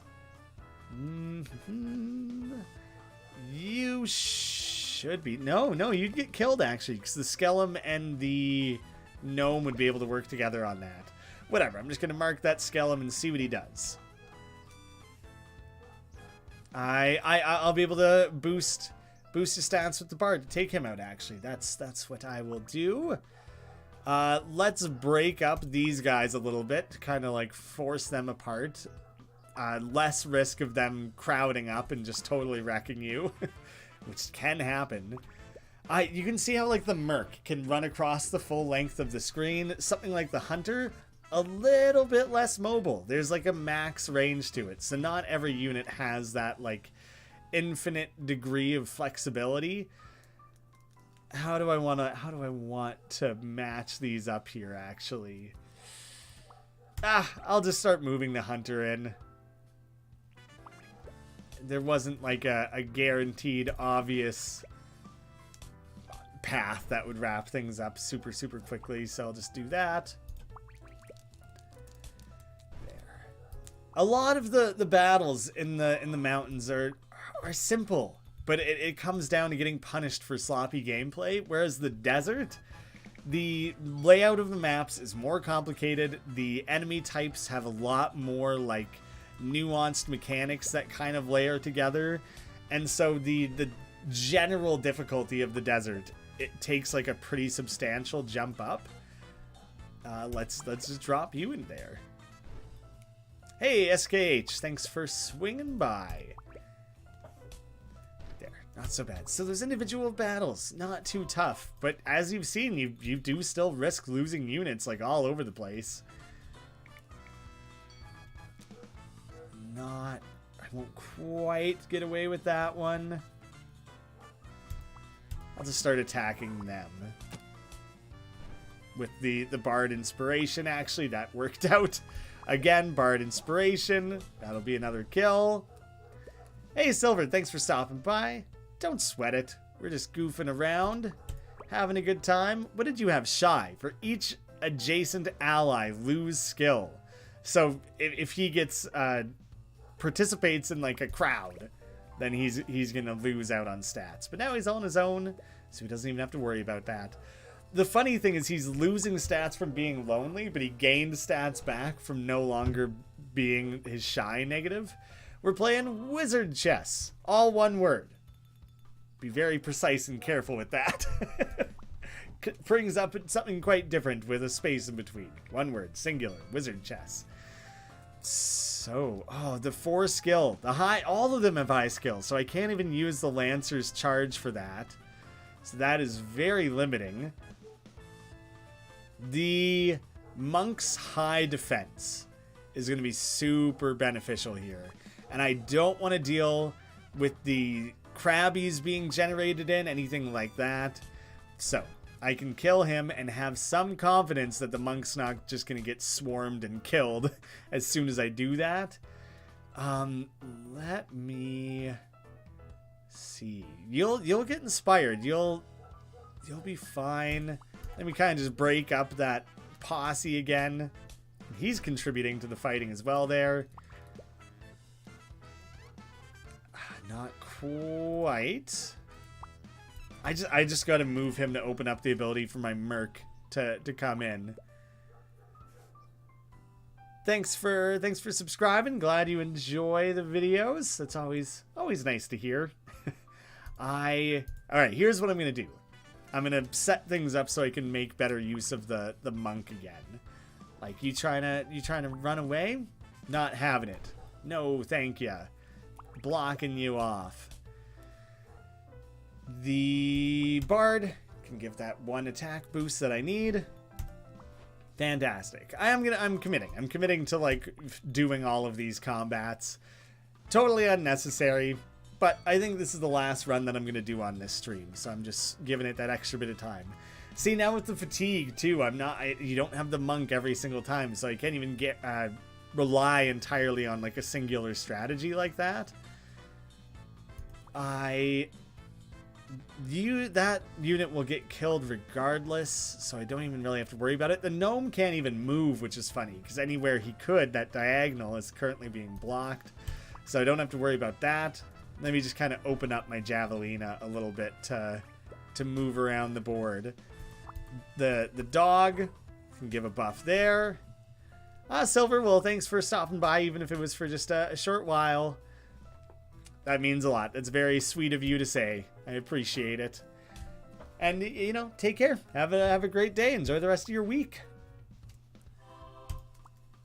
The Vim at this point, it's not really building to anything, except it might rank up faster. Wow, all gnomes. And funnily enough, one, bigoted blood. So 2 of them have 0 defense. They are genuinely 0, got nothing going for them. Quite craptacular. But a bunch of them have high skill, so I can't make use of my like rushing ability there. That one's an easy kill. Ooh, if he would have moved right there, 5 and 5, they would have killed my Monk actually. So that's something I'm going to be more careful about. Yeah, I basically can't leave my Monk there, but there's so little else I can do. Oh, but the zero attack. How do I best make use of this actually? Wow, okay. Because if he moves that, I'm screwed. So that one position I can't. Do you know what I can do? I can just defensively place the dog there. Those guys will both get attacked, but they are not able to cluster up and like actually fully do me in. So I'm like vaguely protected through that. And now I'll be able to kill this one guy. Ooh, I was worried by moving the Bard. I just created an opportunity that was going to work against me. I got a little lucky. The dog doesn't do damage, so there's really not anything to be done there.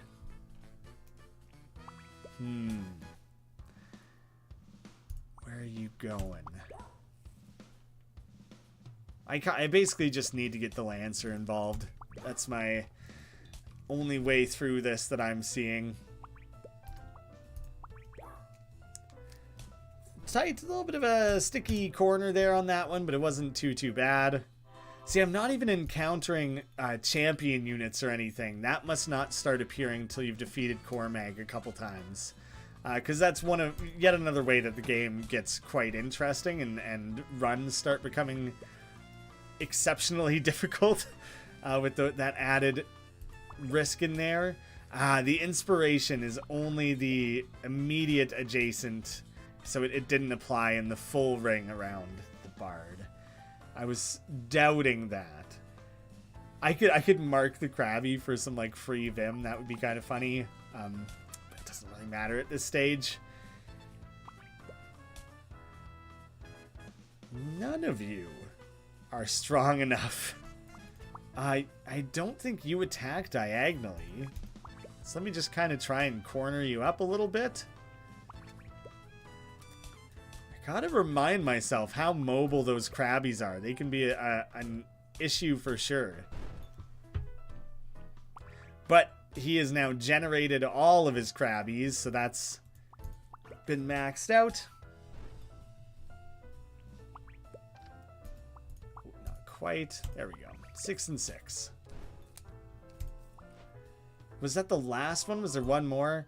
Vim and a free unit. That was something I was kind of waiting to show, is that you can earn certain rewards like units from doing those battles. I'm glad that came up at least once to show that that's a possibility.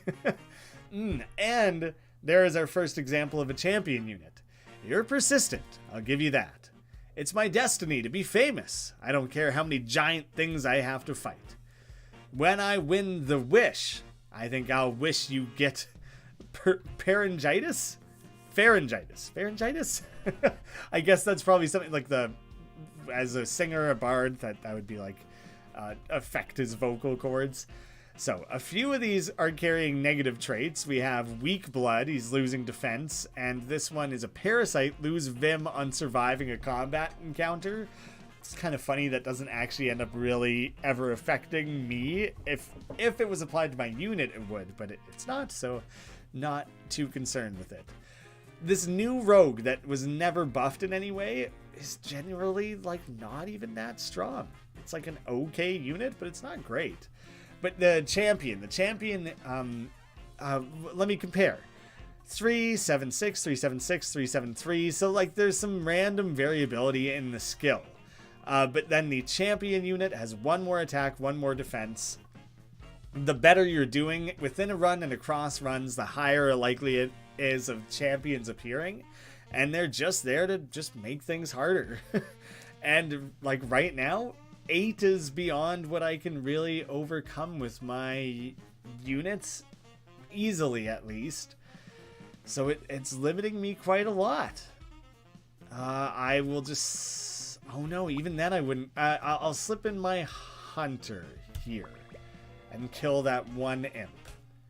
That's something. Just gotta chip away, you know. Luckily, not too crazy. The two of them together. I like to be able to take out that champion quickly. It's way scarier when something like the gnome gets raised up, like 6 attack. You could kill 3 of my units on his own, right? So it's something to be like quite worried about. I don't want you just infinitely, repeatedly generating as many Krabbies as possible, so let me pull you in to deal with.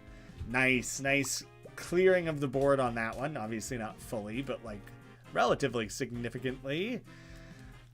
Let me pull in a rogue, and he'll be able to do a bunch of diagonal attacks against some low defense units. Huge synergy with the monk there. Again, high defense unit, debuff it, leave him next to the hunter, and bam. That's how strong the monk can be. In just like a few turns like that, I managed to do away with like the majority of the threats here. Now we just got to worry about these skeletons. They are just generally not very strong. They're going to start running around a little recklessly. Panic mode. Got to protect the boss, the overlord, main man there. The two of them together could kill a couple of my units, especially if Cormag starts throwing out debuffs and things. That he doesn't... He's doing like a little bit of that, but not nearly... Ooh. How did that work out, actually? Because right now they're boldened. He made them bold. And he's been unnerved. Oh, the unnerved is a separate thing. But I think he did that. I think Cormag did that. Everyone within a certain radius, they were made bold. I was made unnerved. Yeah, within like a specific radius there. But that must not have layered the way I thought it would, because I'm a little bit surprised they had 4 and 4. I had 8 defense, so I didn't die. I'll take it. That's fine. Not dying is my preference, actually, so I'm not too upset about it. I'm going to move in my hunter there. Ooh, whatever they get up to down here, it's not going to be a major threat, so I'm not too worried about it. And what I'm going to do, because the bard is always the main one you want to protect, so I am both running him away from being a threat and giving that 1 attack damage boost to be able to kill the shield orb. Not quite, hey? Well, I'll attack, I'll get a ranged attack in there and see what he chooses to do. Great for me. So the 2 of those together. I'm going to try and position this. I hope he doesn't run his skeleton away. He might. Yeah, that's what I didn't want. I was just going to run the Javelina in there for a quick kill. Hey, Fasca, thanks for hanging out. Always nice to see fresh faces join in the chat. Now here is a little bit of a tough thing. I don't have anyone who just does 7 damage. I'm going to need either 2 units or a combination of buffing. I was thinking like, oh, well, what a dummy he is. He just positioned himself where I can actually position 2 units. Nope. He had enough strength to take me out.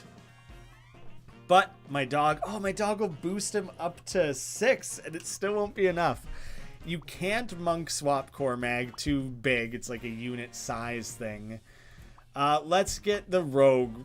Do you know what? I could have moved him. I could have... The rogue could have ran like all the way across the map. He was better positioned where he was before. There we go. That combination of buffs did it. I did it. I am the best. Moving forward to the next... The end screen, I guess, is a better way to refer to it. The Bard ranked up to H, so now we can start with the Adventurers. It has a Merc, Rogue, Cleric, and Archer. A Cleric I just paid to unlock, but now, you know, you would have an additional way. He's similar to the Hunter in the sense that he applies buffs and debuffs that aren't like damage based. They will be a more challenging opponent from now on. So he's right on a line leveling up there. I was so near to doing it. And I guess one thing I meant to share earlier, see, the Cormag referred to when I get that wish. We are participating, we are pulled into, against our will, to participating in the WizardChess tournament featuring the mystery guest, the Bard. There's a grand prize for the WizardChess champion, which is 1 wish from the Fey Queen herself. And so that's the story. The story is very much in the background of this game. It gets fed to you like a little bit here and there, but it's mostly about this deeply strategic game that hopefully people will feel encouraged and motivated to play over and over. You can already see we have only encountered a handful of units, only 4 of them that are mountain specific. But once you've started upgrading Cormag, new units start appearing in the mountain. Champions are more common. The boss battle is more difficult. I start getting access to new units. Then you unlock the desert. And like maybe you run into a skeleton in the desert, but it's an entirely new pool of units and new mechanics and new things. And so like every time you sit down for a quick run, you can think, do I want easy? Do I want to play around with new unit types? Do I want to experiment? Do I want something more of a challenge? Do I want to work on ranking up Cormag? So like there's a sense of progression that's building up the more you play the game, but it should be done in a way where how you play the game, play more of the game and continually revisit. There's a lot of freedom for how you choose to approach that. And we think those are going to be some of the major sell points of the game that people are going to hopefully really enjoy. So I thank you guys all for hanging out with me for a couple hours here. This is something that I'm hoping to start doing like once a week. I don't know. I didn't advertise it very much because I'm just shaking off some rust, I guess.